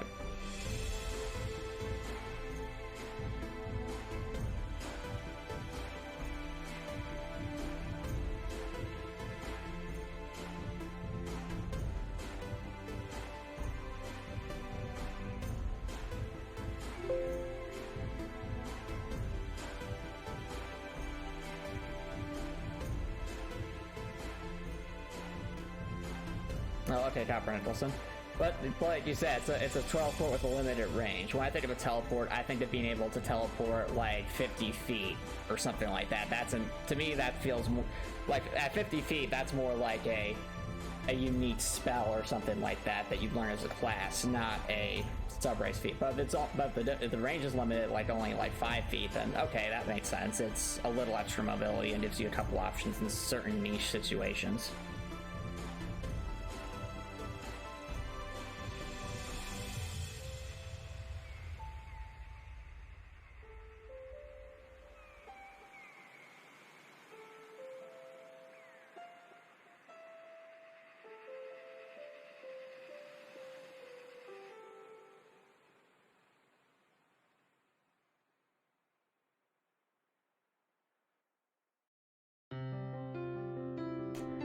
I know what I have to do.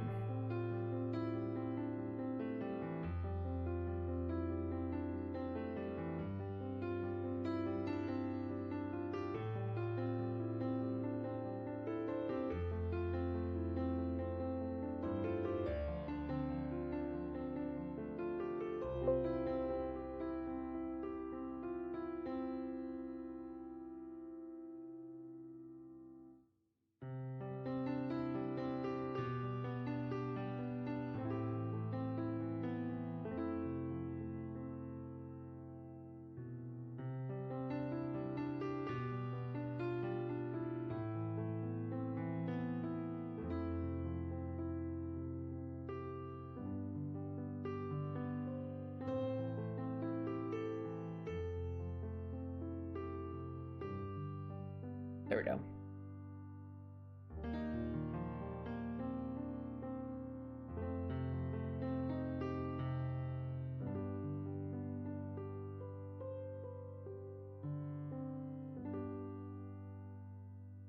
Okay. Well, at that point, it would depend on what the balancing is for that's because the other thing you have to consider, Copper Nicholson, is if it's a spell as opposed to say a passive, a spell would be your action. So instead of saying doing an attack, you would teleport. Whereas if something were a passive, then that could be done as like a movement or a free action. So that's also an important distinction. So if the Eladarin subrace gets a certain spell buy for free and the spell isn't a damage dealing spell, well, okay then, all that's basically saying is you can choose to forgo an action to move more distance effectively.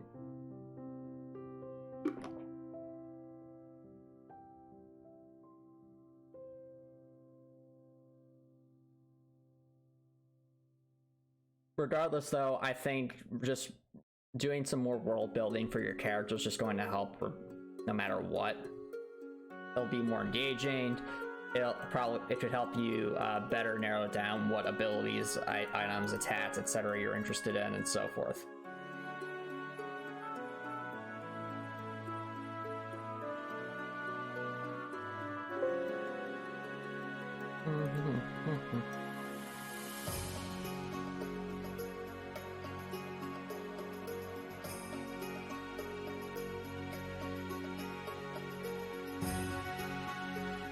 Okay, oh, that.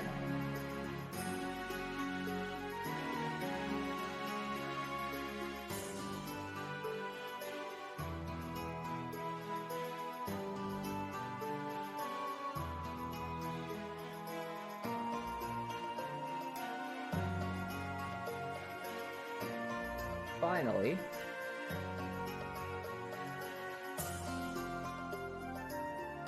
Never sidebarred.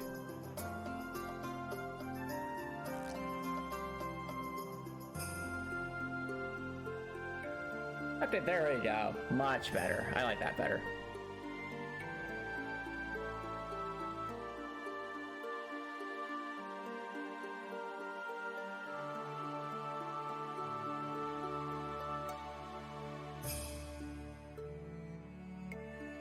I spent a lot of time this week working on art designs. Oh, that sounds like fun. Sounds cool, Copper Nicholson.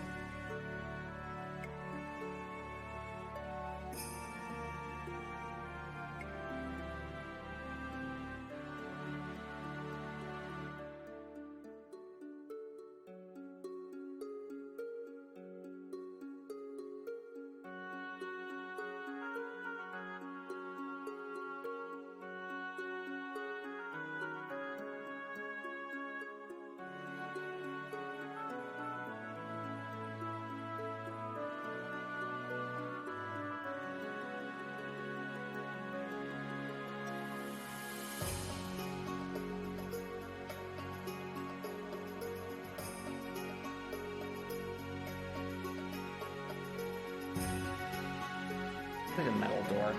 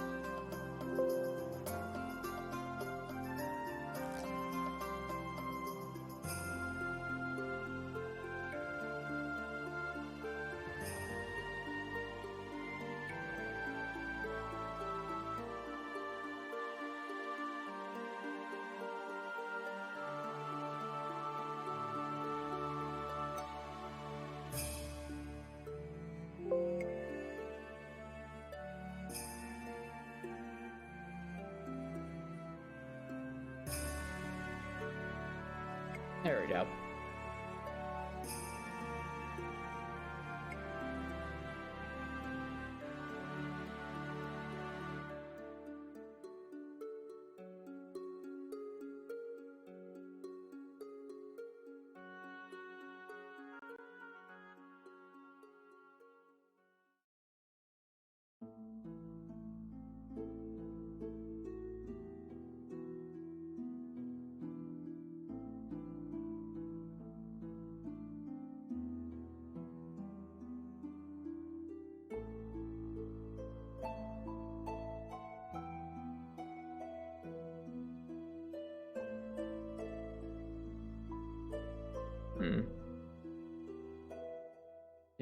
I'm not at all Copper Nicholson. I'm not familiar with it at all.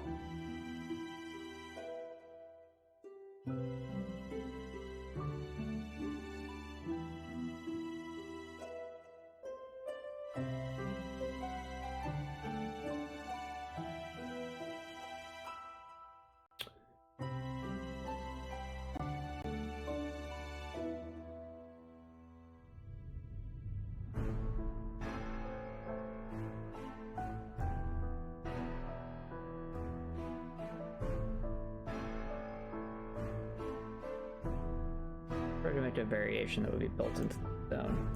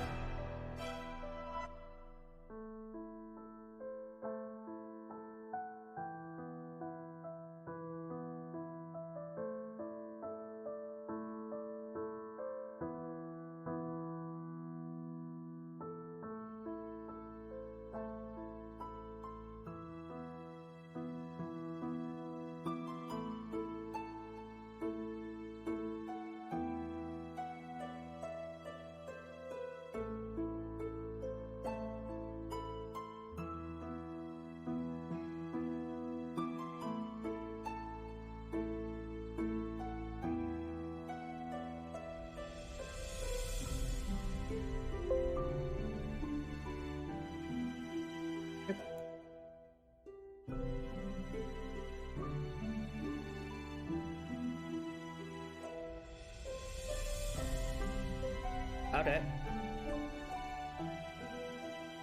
Sounds good, Copper Nicholson.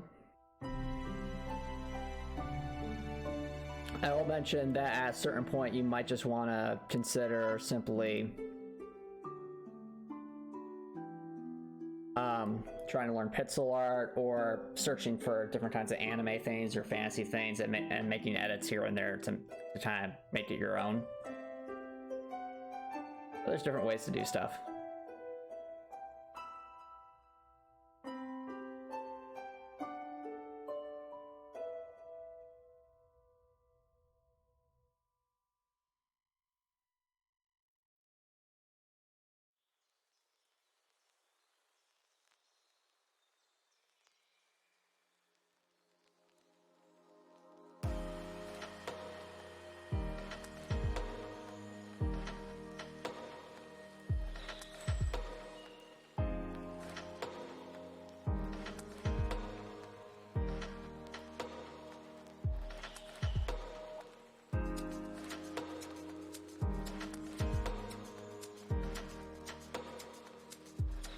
So I can grayscale the other stuff. Alright. I'll tell you the truth.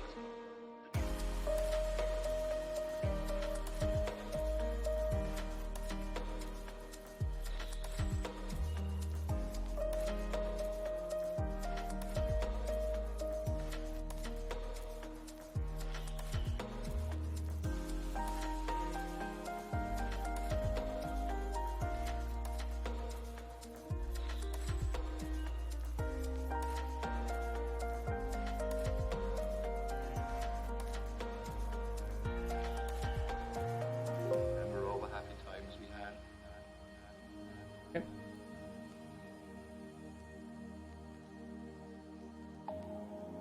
Well, Copper Nicholson, everyone's bad at something until they practice and get better at it over time. I mean, I don't consider myself the best artist in the world. In fact, I don't consider myself that good of an artist, period. But, you know, this level of creativity I would not have been able to do when I started out. And after much practice, I got to this point with, like, all this pencil art you see. Oh, that's true. You can always ask another artist for help and perspective, but again, art's one of those things where you just gotta practice it, practice, and keep doing it until you get better.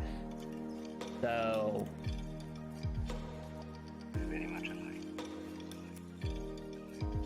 if it interests you, that's what you gotta do.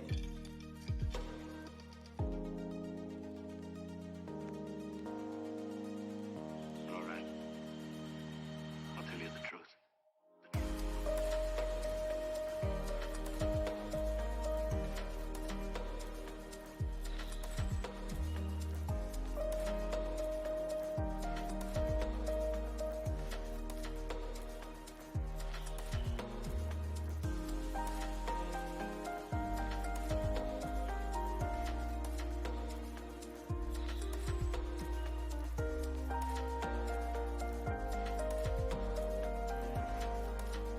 Yeah.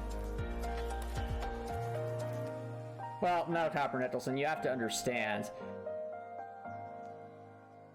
Even if you're not making tiny pixel art like this, lots of pictures are just collections of pixels. So, well, it can, Copper Nicholson. You have to understand, like, a typical image. I mean, this is pixel art right here, but if I were to take, say, an image I find on the internet of, I don't know, a mountain or something, it's probably anywhere from 800 by 800 to 1600 by 1600 pixels. And you can edit that.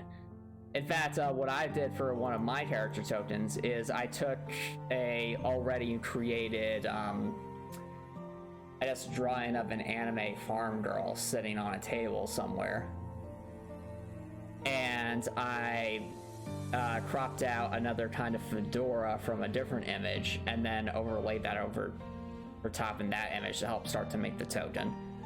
And that was all, you know, that was all knowledge I got from my time making pixel art. Software is the same stuff. It's just the difference is how many pixels there are, really, and how to balance it all out.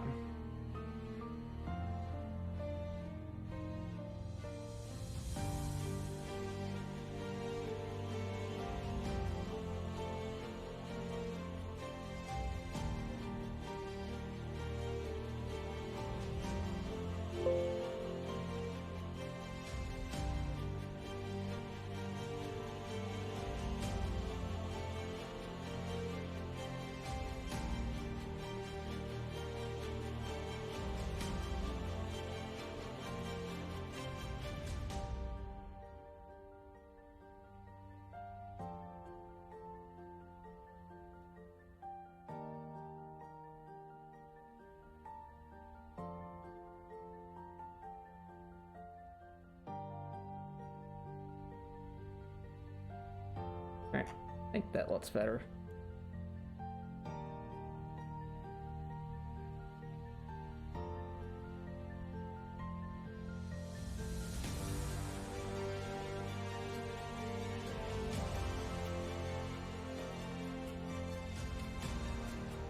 Alright.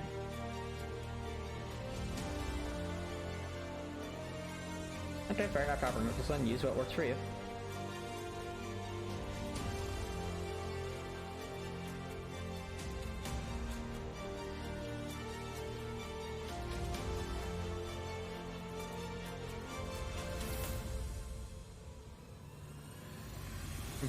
Well, while I'm working on this, how goes the design, Breckcourt? Since I think you're still working on that stuff.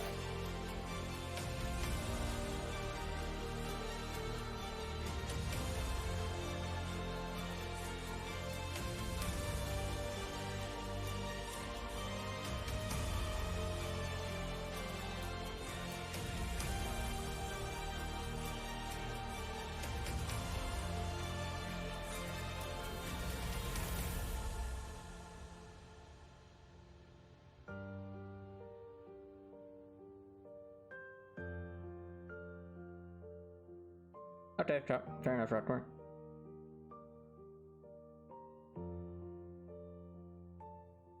Okay, fair enough, Breckcourt. I mean, when in doubt, Breckcourt, you can always go for what the game developer would call the minimum viable product. And that's basically stripping down the noise in what you're designing and focusing on what is the bare minimum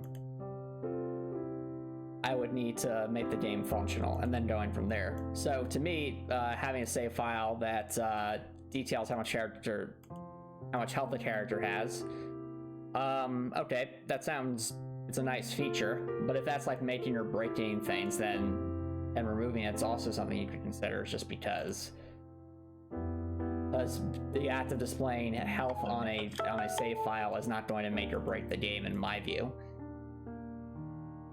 At least I wouldn't think.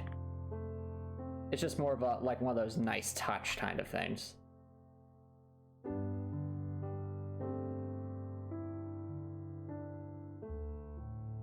Does that make sense, Breckcourt? There can also be the principle of less is more.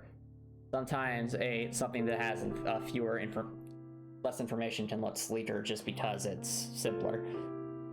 I mean, I think of like the Super Mario, like some of the older 3D Mario games, their save files they don't look particularly complex. They just serve their purpose, and that's that. I mean, just the files, like the menu itself isn't that complex and doesn't look complex. It might detail information like how many stars you have or something, because that matters in that particular game. But even then, I think that's more so just to help you differentiate the different save files.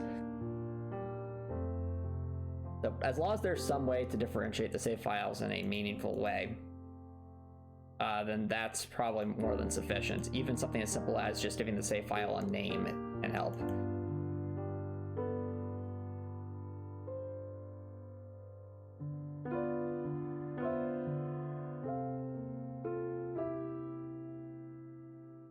Okay. Fair enough. Well, it sounds to me like that's just a conversation you should continue having with your DM, and also, you know, keep world building and character building.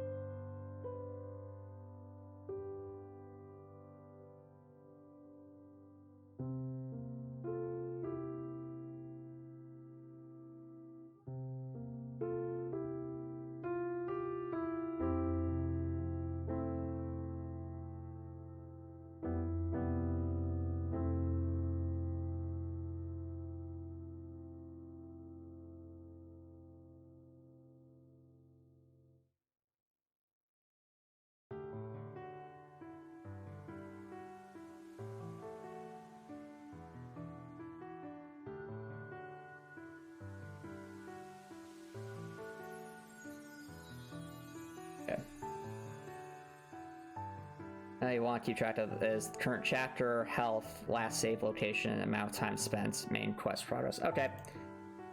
So what you can do, Gregor, is you can kind of prioritize them and really think, okay, if I didn't have this information, would I still be able to tell which save file is which, beyond just the save file number? If the answer is yes, then you can honestly consider deleting it if it's causing you headaches or something like that. So, like, you know, time spent, okay, you know, optional thing, but it could help differentiate things. Current chapter, again, could help. Main quest progress, that's an interesting one, because you usually end up in the situation where even just the name of a quest could be a spoiler, depending on if multiple people might be using the same, we'll say, version of the game. You think like the family thing where you and like maybe a sibling are playing, but maybe one's a bit further in the game than the other. And also that's just more complex to implement because there's a bunch of different quests and you have to make a little note every time that happens, or at least a call to reference that. Whereas if that's not there, then obviously you don't have to program that.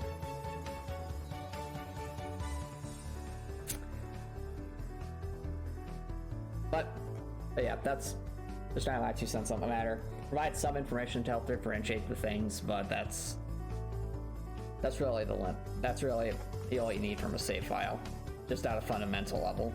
Of course, if you have some creative ideas for the save files, or doing some fun shenanigans with them, like some games will do silly things with save files to make them more interesting, that's all fine. It's just you have to ask yourself what you're trying to accomplish with the save file.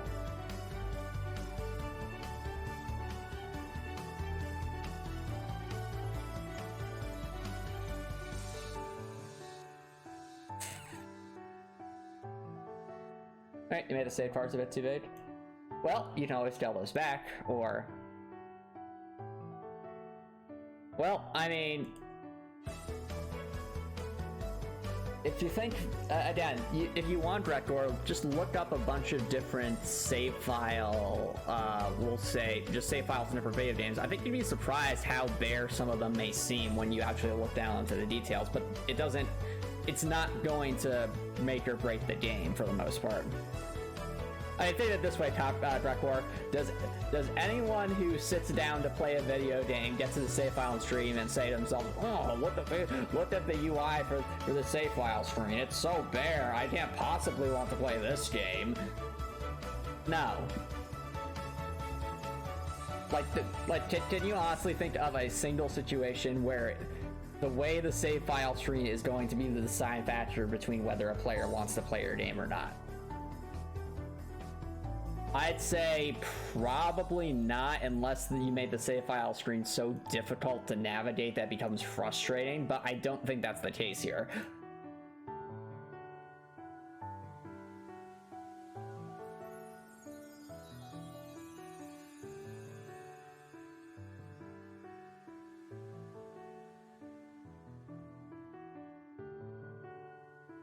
Yep. I mean, yeah, even crosscode save file stream, there's a lot of empty space there, isn't there? And like, you know, I think crosscode save file stream for all intents and purposes looks pretty good, but there's still plenty of empty space, and it's not like a deal breaker.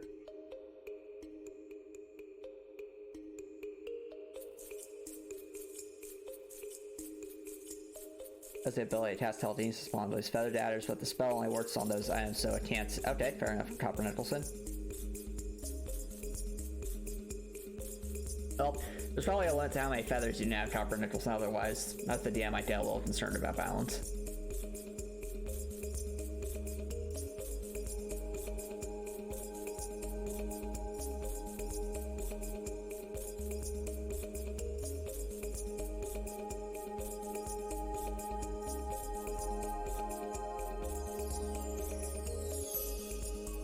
Alrighty.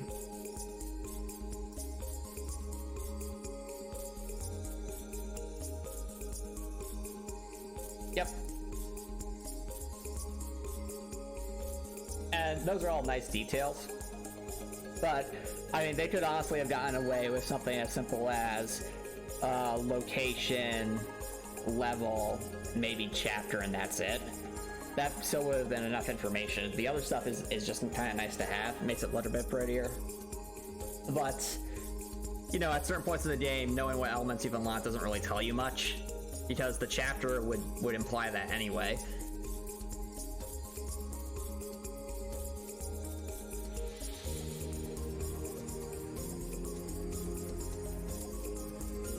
But that should give you some ideas.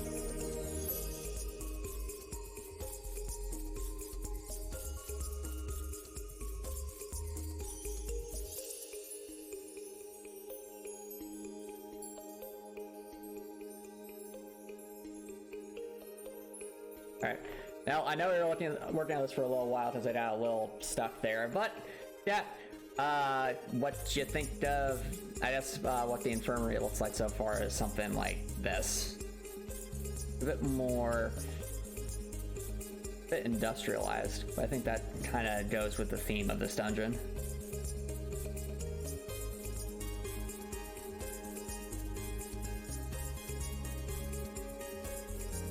Very much all about function and not so much aesthetics. Now, there's a part of me that thinks the ceiling's a bit too high, so I might want to lower that.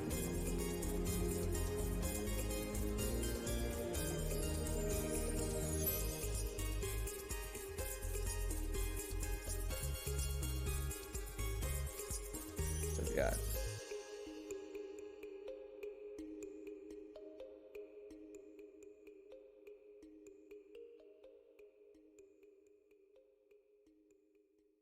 Alright, you're not really the product thing then? Okay.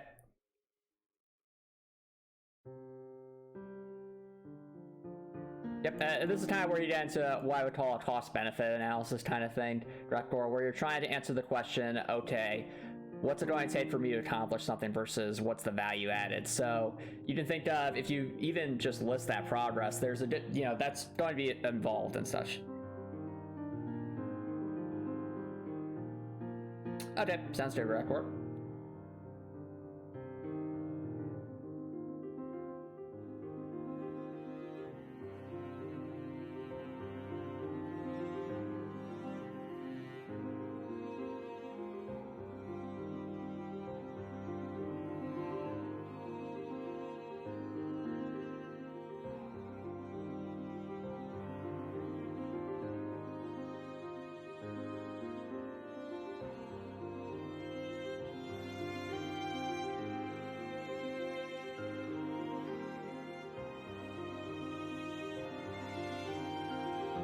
But yeah.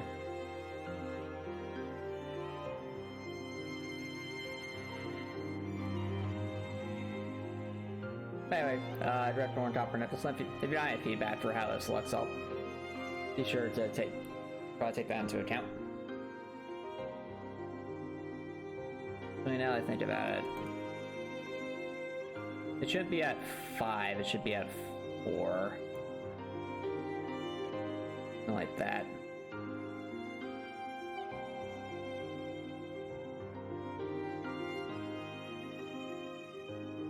Yeah. Alright, sounds good, Report. Thank you for the feedback.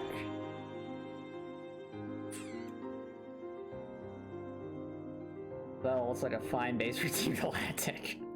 Yeah, it's funny you mentioned that, because I think, doesn't Pokemon Legends Arceus come out tomorrow, if I remember correctly? Oh, good question, Director. So, you mean these?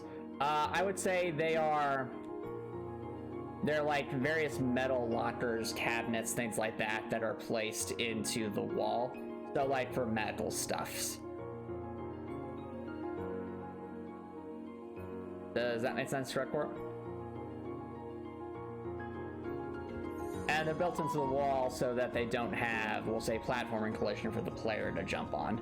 As opposed to being something like this that the player absolutely can jump on.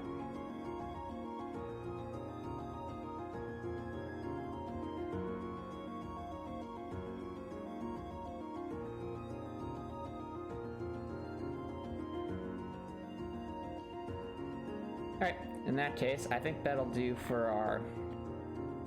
I mean, I will continue working on stuff, but... one thing that I do think is cool, chat. You can kind of see at this point. If I do something like that, I'd say the right side of the dungeon's looking pretty good.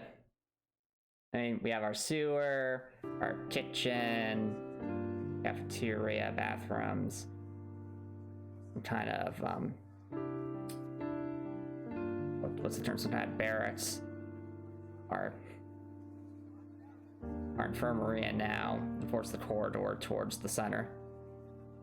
Like, I mean, even just looking at the main map, the right side already looks so much more colorful than the... Well, that is not colorful. So much more involved and engaging than it was before with all just the tile outlines. So, I like... I enjoy this, shall we say. I enjoy being able to make this kind of progress.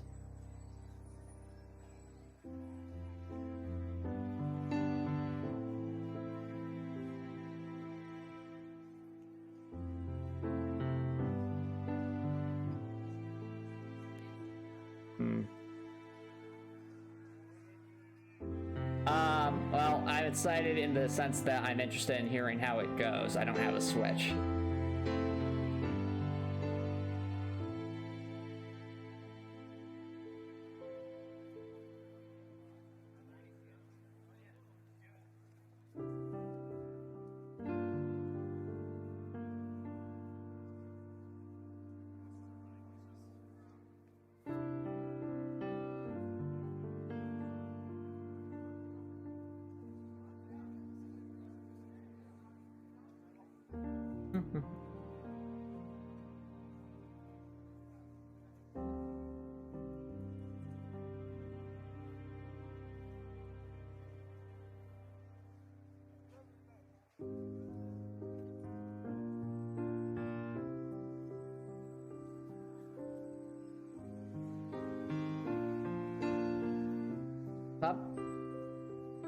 Oh, I'm glad there is. I mean, I'm glad there is a normal ghost type Copper Nicholson.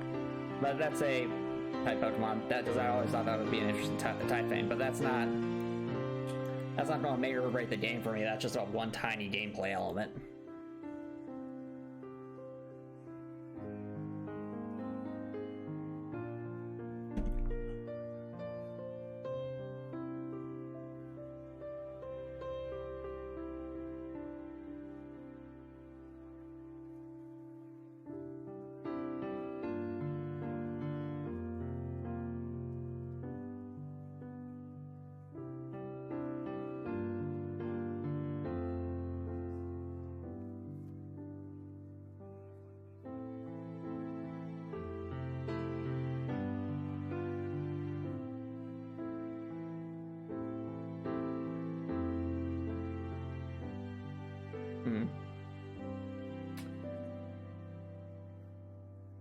Too moss or not too moss?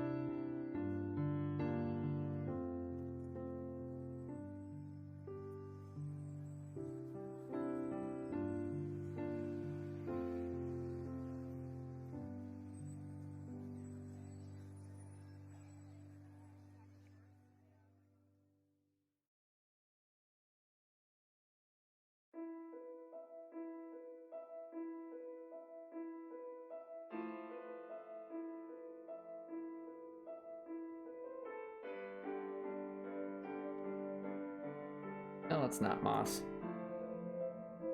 Go from there.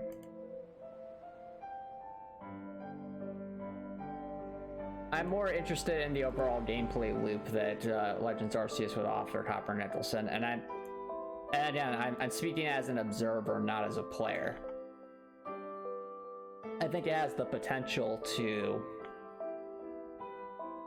shift Pokemon towards a more open-ended kind of style of play for its catching of Pokemon and its battling of Pokemon. And definitely opens up a lot more possibilities for exploration. I'm just curious to see how it turns out, that's all.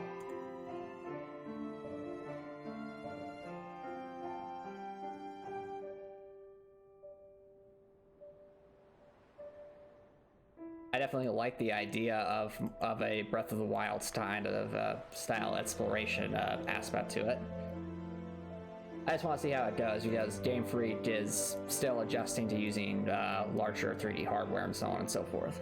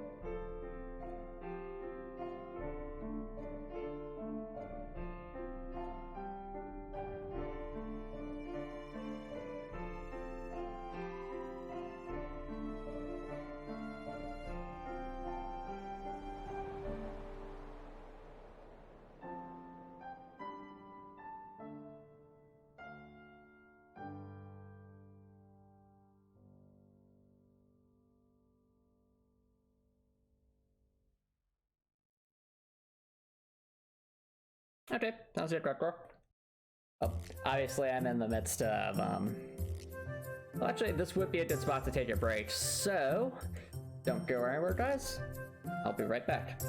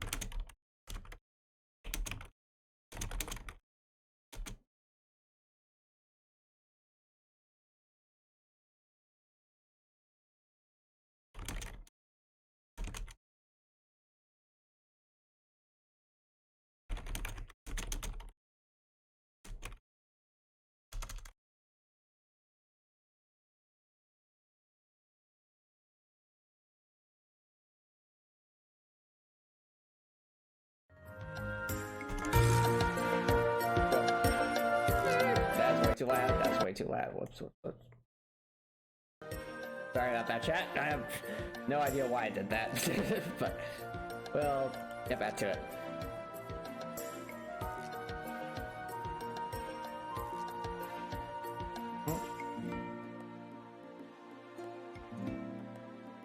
Yep, welcome back, everybody.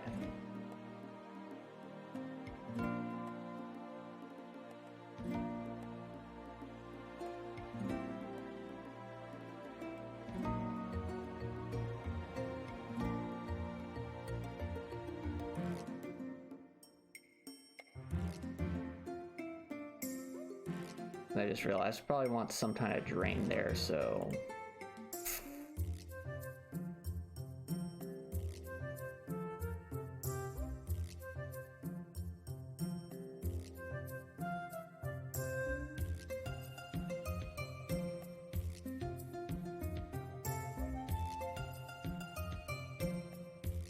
Oh, nothing much, Drakor. I was just taking a little break. And now I'm getting back to filling stuff in.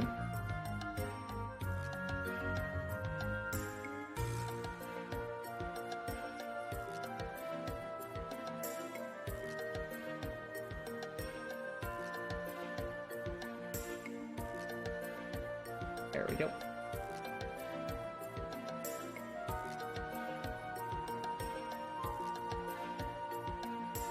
I'd say right now what I'm doing, Drakor, is I'm working on just this middle hallway in this dungeon, which isn't much, and then I'll be moving over to the left side of the dungeon. Because I feel the center should be left to itself until I get to a better idea of what the left side will be.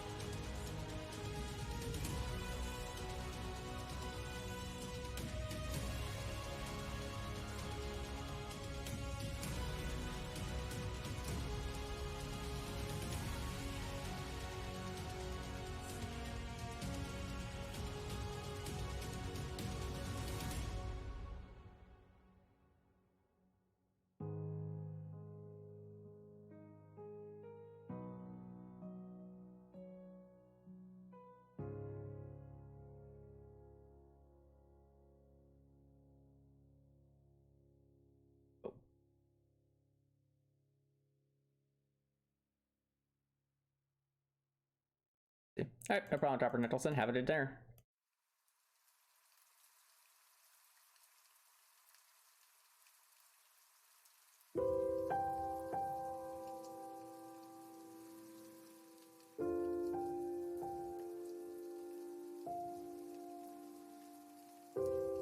You know, Rick, I will mention, since you were bringing up the save file stuff, that actually did make me start to think about what kinds of stuff I would want to put into, I guess, the Heartwell save file UI.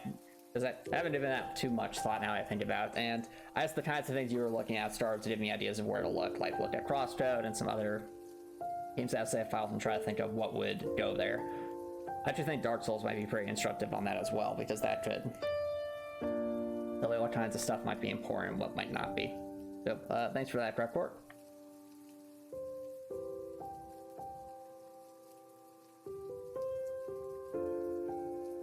Is indeed useful stuff to think about.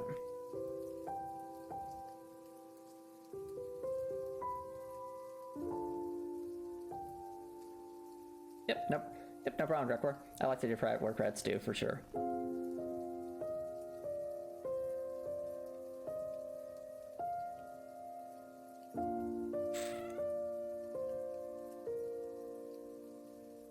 Yep, no problem, Drekor. For sure. Yeah, sometimes you can have a situation where less is more, because if you have too much information in a confined space, it can be overwhelming. And that was one of the main takeaways of the original menu, stat menu design in Heartwell, was there's just too much stuff going on, and that's what led to the more refined and condensed save menu that we have, not save menu, stat menu that we have now.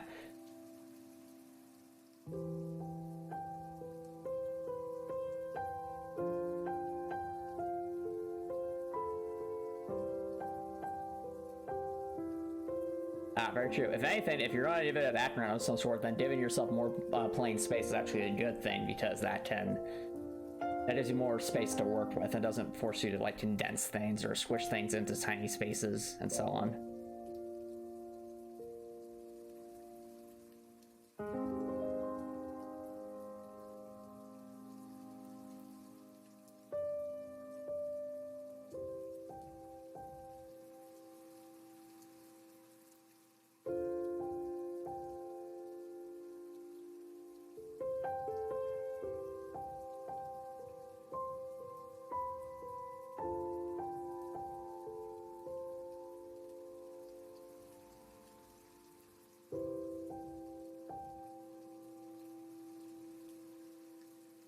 Ready?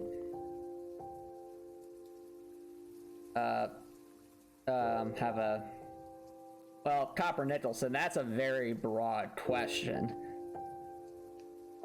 So, Copper Nicholson, that's like asking, do people in a particular community have different kinds of voices? Well, of course they do, because it's a large community. So that's... I don't really think that's a good question to ask Copper Nicholson, because it doesn't really... There's a wide variety of people out there, so wide variety of voices.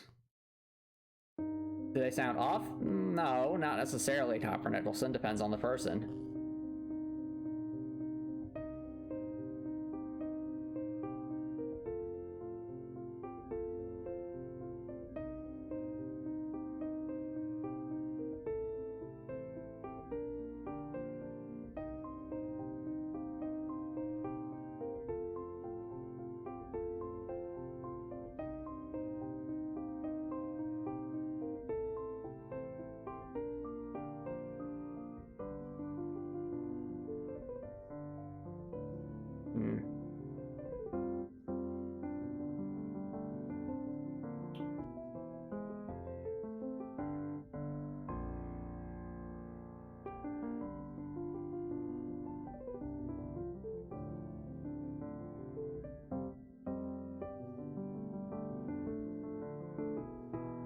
Yeah, you go for a gradient. That would work. That would work. We're going for a gradient.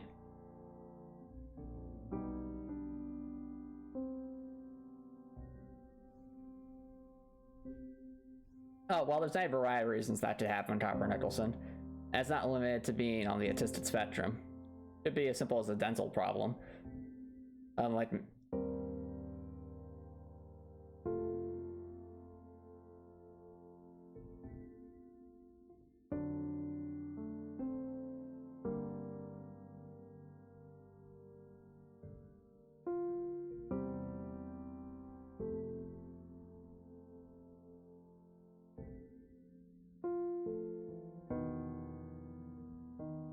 right.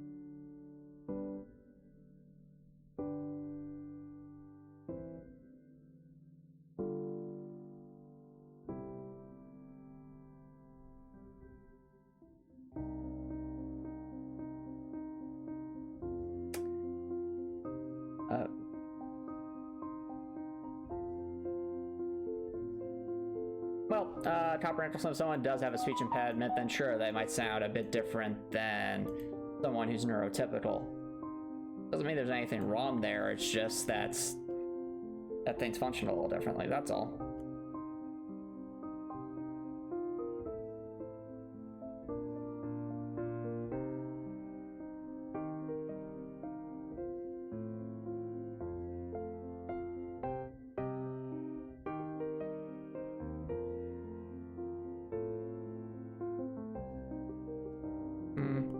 No, Copper Nicholson, that's not necessarily the case. That's relating more to speech stuff, and that could be for a variety of reasons. It could be related to how their brain's wired. It could be related to other stuff. It could be as simple as an injury they sustained while they were doing some kind of physical activity. That can also lead to some forms of speech impediments. Though other times it's just a situation of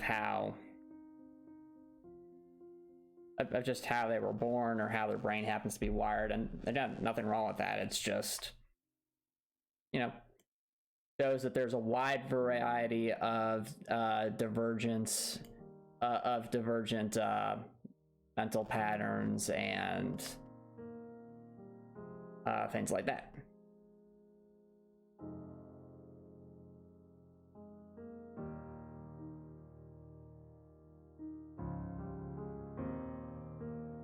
Mm-hmm.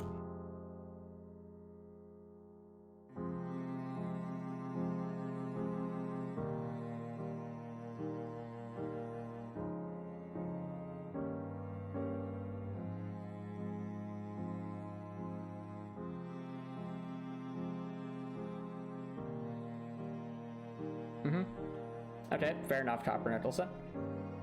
And if that's the case, then all right, were you going there to help provide some socialization in for them? Because if that's the case, all the power to you. It's just to offer support where you can. But if you're just being lumped in there by someone else who's saying, oh, you should go to this because I know you have this, or maybe you'll fit in here. Well, that's a decision for you to make because you're an adult. You should be making your own decisions.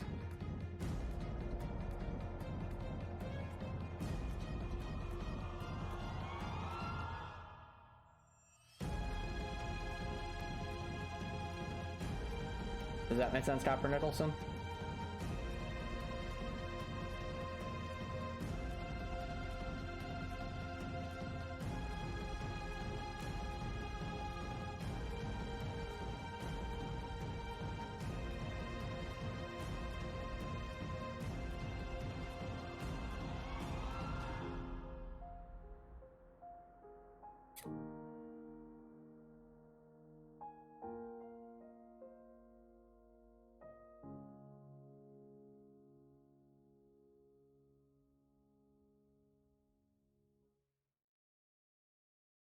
Okay. Well, fair enough, Copper Nicholson. So you went there to see if it would pique your interest, and didn't end up piquing your interest. That's okay. That happens sometimes. Then you can move on to other activities. That's all.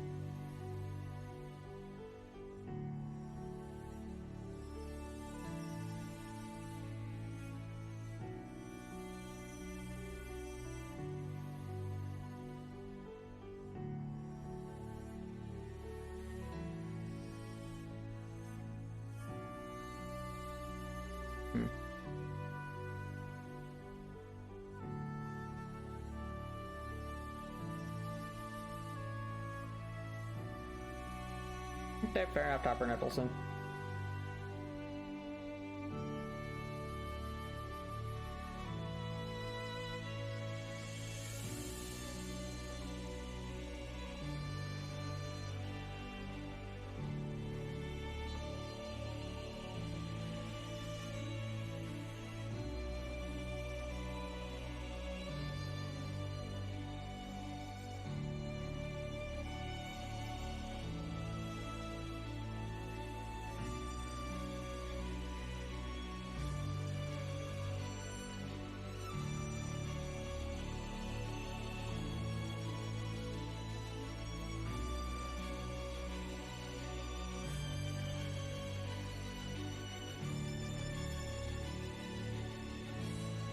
Oh, I wouldn't know, Topper Nicholson.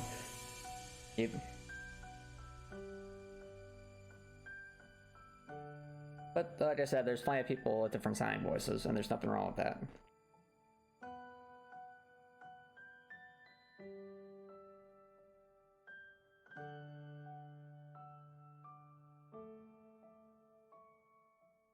If anything, Topper Nicholson, I think the way voice sounds, I'm using air quotes here, has more to do with how one presents oneself and how one projects themselves than any particular pitch or something like that. So, if, let's say, someone sustained an injury to their jaw that made them sound a bit more mumbled, if they still present themselves in a confident manner, and say like, okay, yeah, that's just the way my voice sounds, it's alright, then the others, they'll probably sound fine because they'll get used to it just like they do. But if you draw attention to it and be like, oh, I don't sound normal or something like that, that's when people start to be like, okay, yeah, you don't sound normal. But it's kind of like a self-fulfilling prophecy at that point.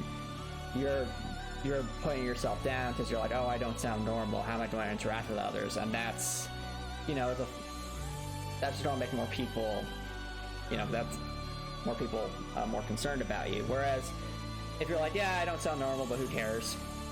It's just the way I sound. People will generally be more accepting of that, I find.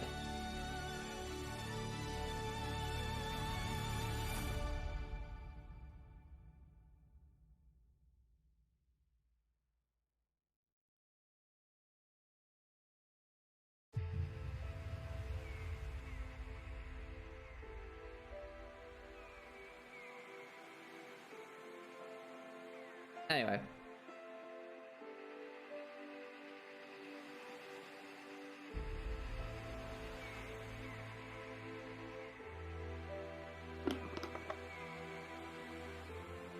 I remember we had that grading over to the right here. Maybe we could reuse that in some capacity. But I liked how cool that looked.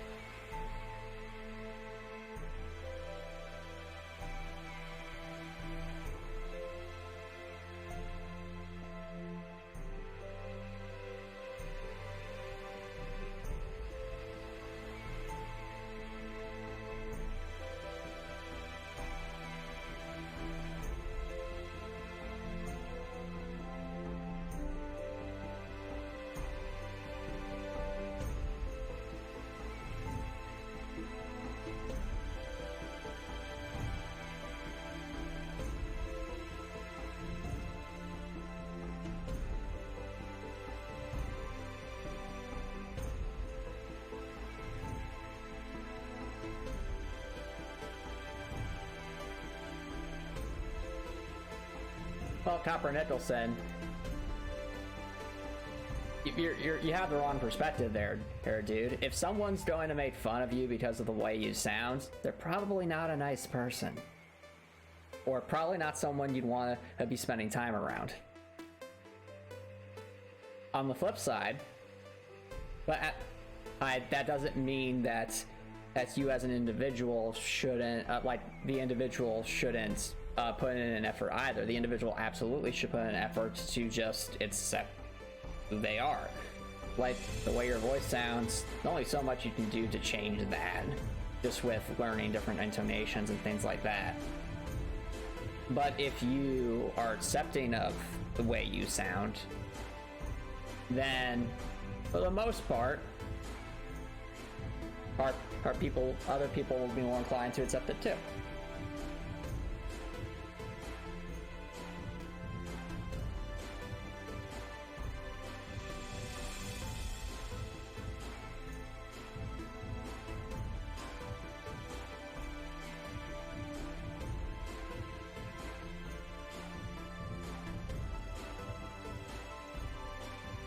I think what I'd like to do here is make like kind of like a rounded surface, kind of darker area.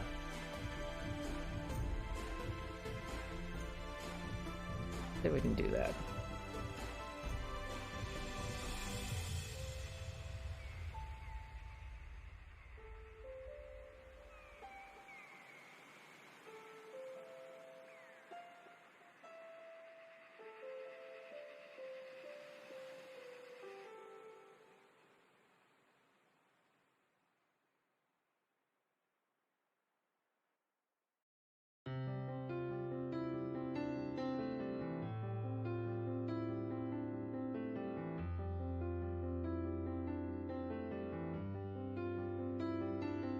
Actually, can we make that wider, I wonder?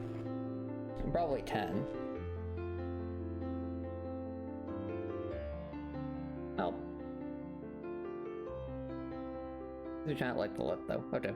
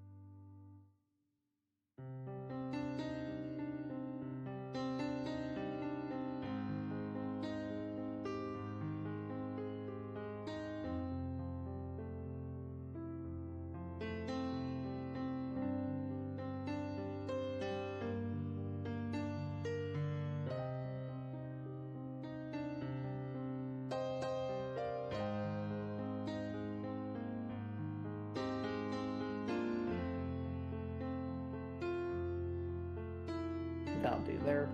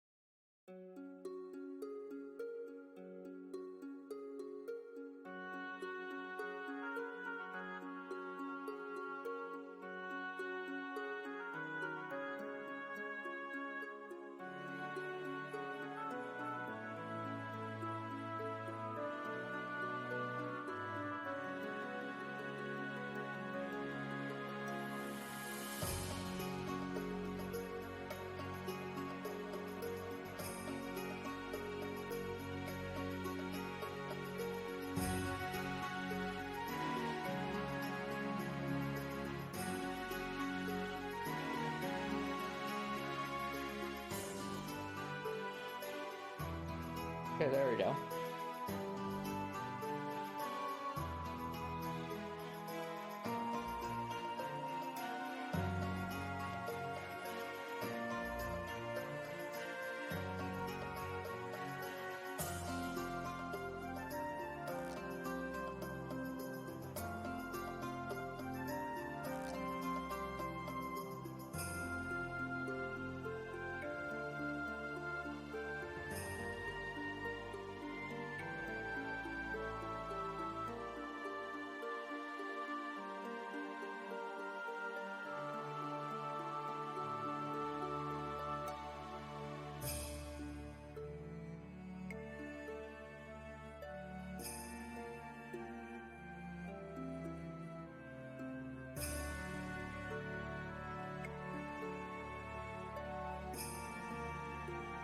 did I push this early too?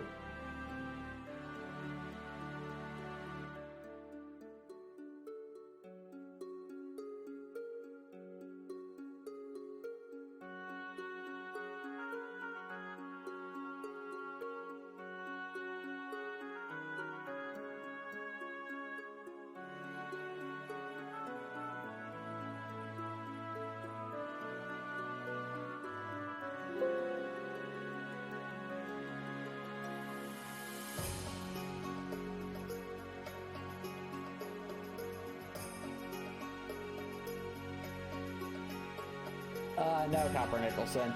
We were working on an infirmary, which is a room.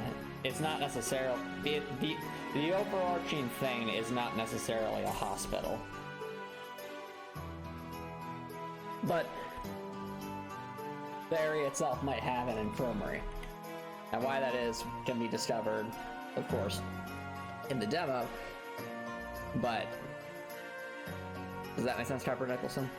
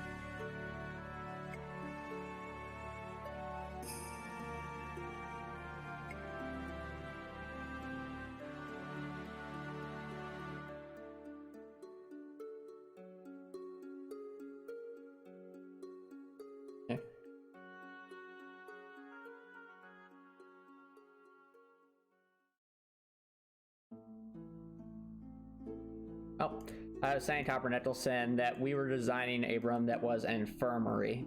Yes, but that doesn't necessarily mean that the dungeon itself is a hospital.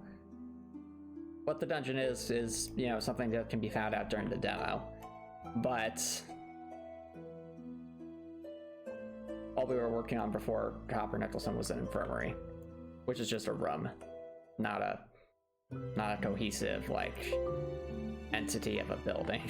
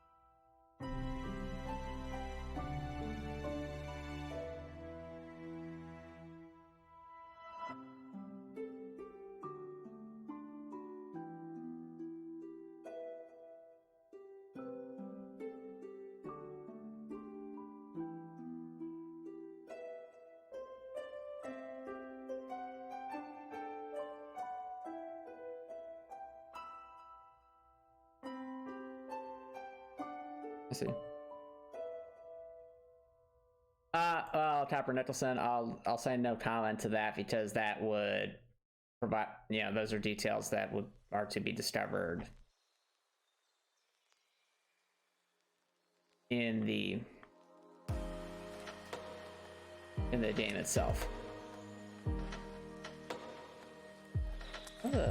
What?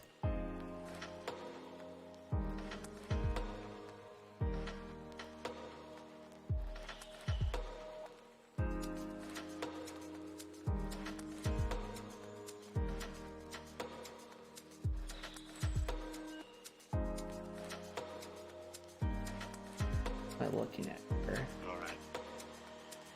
I'll tell you the truth.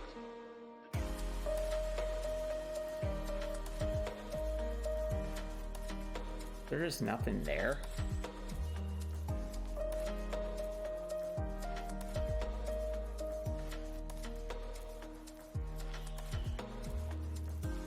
There's nothing there. Yeah. Whoops.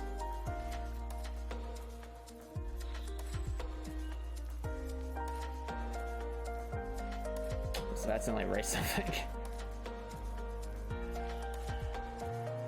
Remember all the happy times we had? So I'll just say I'll leave that to be discovered or pieced together in the demo.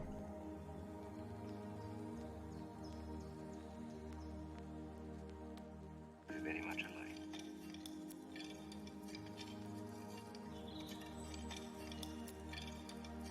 Here we go.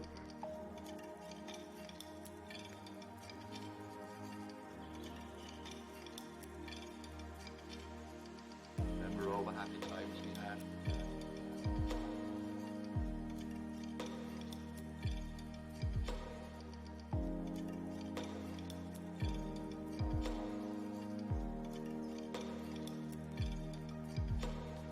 They're very much alike.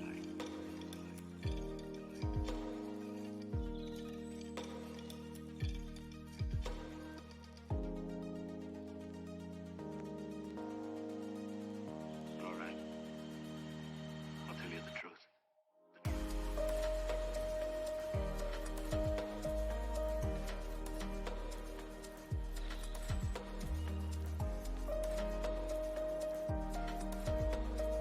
Very funny, Copper Nicholson. Very funny.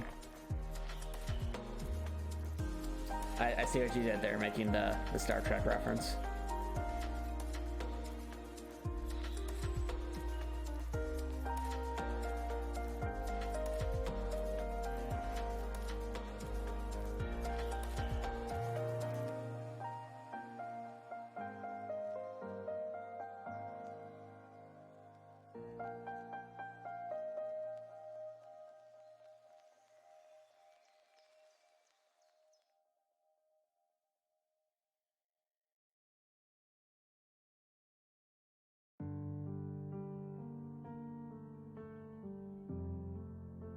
I'm not going to say anything on that front, Copper Nicholson.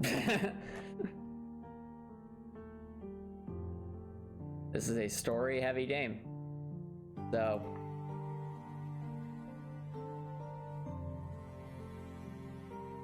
much prefer that to be discovered when you have your hands on the demo.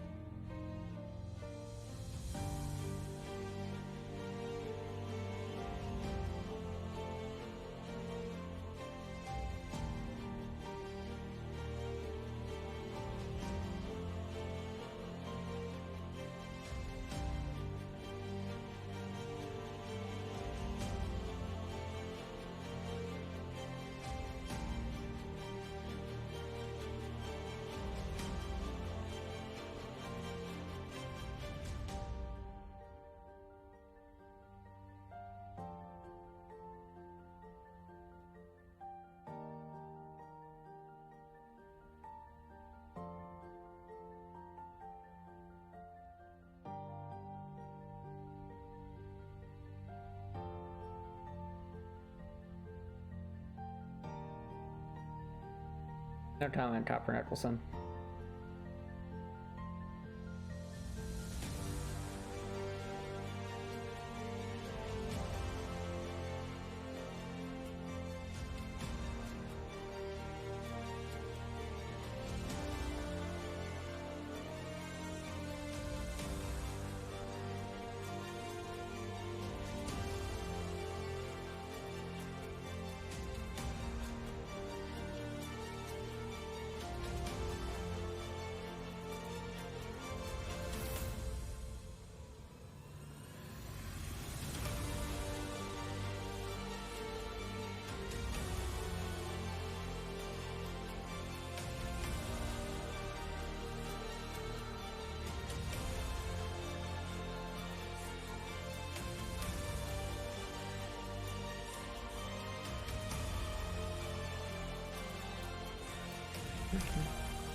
There we go.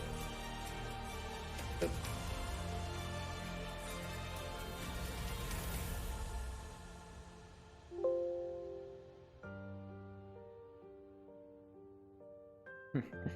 Very funny, Copper Nicholson.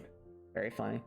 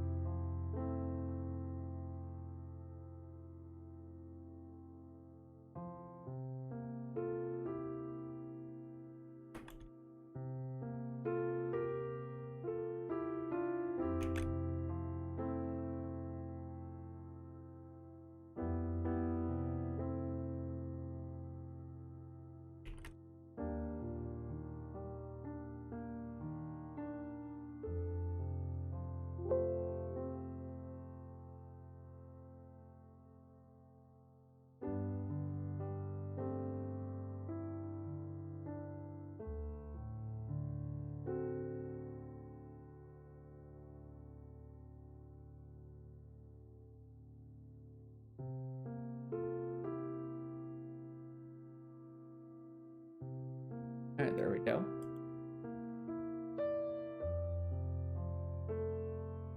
I'll stick with the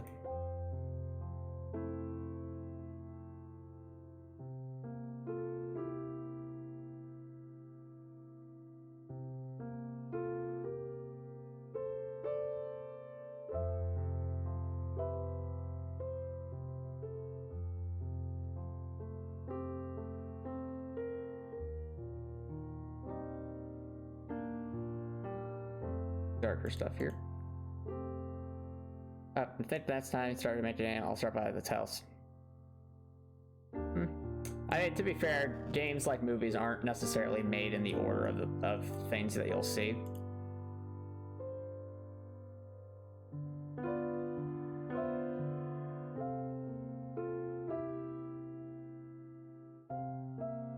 For abstract order, but there's, you know, you can approach the game from different directions. There's nothing wrong with that.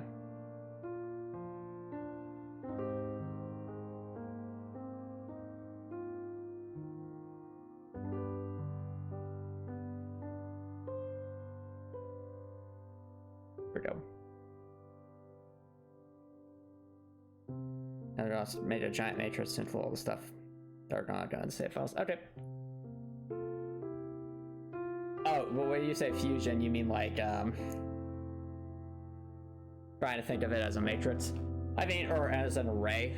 Well, arrays are used in all sorts of programming languages and softwares, not just Fusion.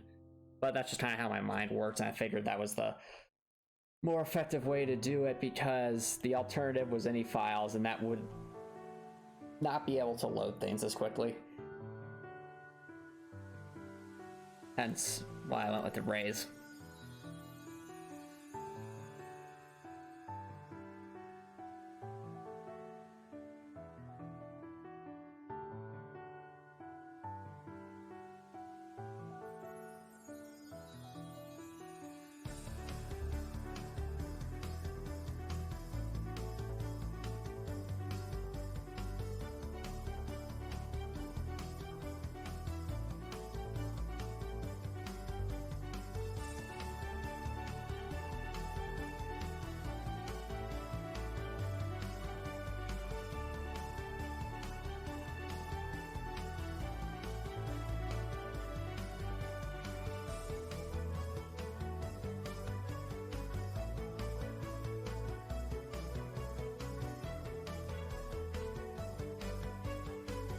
Okay. Just make sure that if you're going to make a large matrix of some kind, that you have some other way to understand what everything is and where it should be. So that's why I like to make like I made like a doodle spreadsheet or something like that, so that I can better keep for my own reference to know what each cell in the array should be. And that's been very necessary for making sure I don't accidentally save like a variable over top of something else and completely destroy the code and stuff like that. So again, organization is key, which should be unsurprising for any large project. Doesn't matter if it's a game or anything really. If you're making a large project, you gotta stay organized. Alrighty, I think for now though, chat, this'll probably do for tonight. And I know the main thing we worked on was the infirmary, but as you can see by the mini-map, the right half of the dungeon is donezo. So I can fly around it, there's stuff. So all in all, I think this was productive. Glad to finally have the right half of the dungeon looking like a place. Yep, good, yes, next, all this next. Definitely looking forward to doing stuff on the left side, because the left side will have, I mean, it's still going to be the same dungeon, but it's definitely going to have a little bit of a different theming to it, to make it all kind of cohesive together. Because if this is like places, yeah, snets on beds, snets in the kitchen, snets in the laboratory, snets everywhere. Pretty much that's this dungeon. The snets are everywhere. But anyway, guys.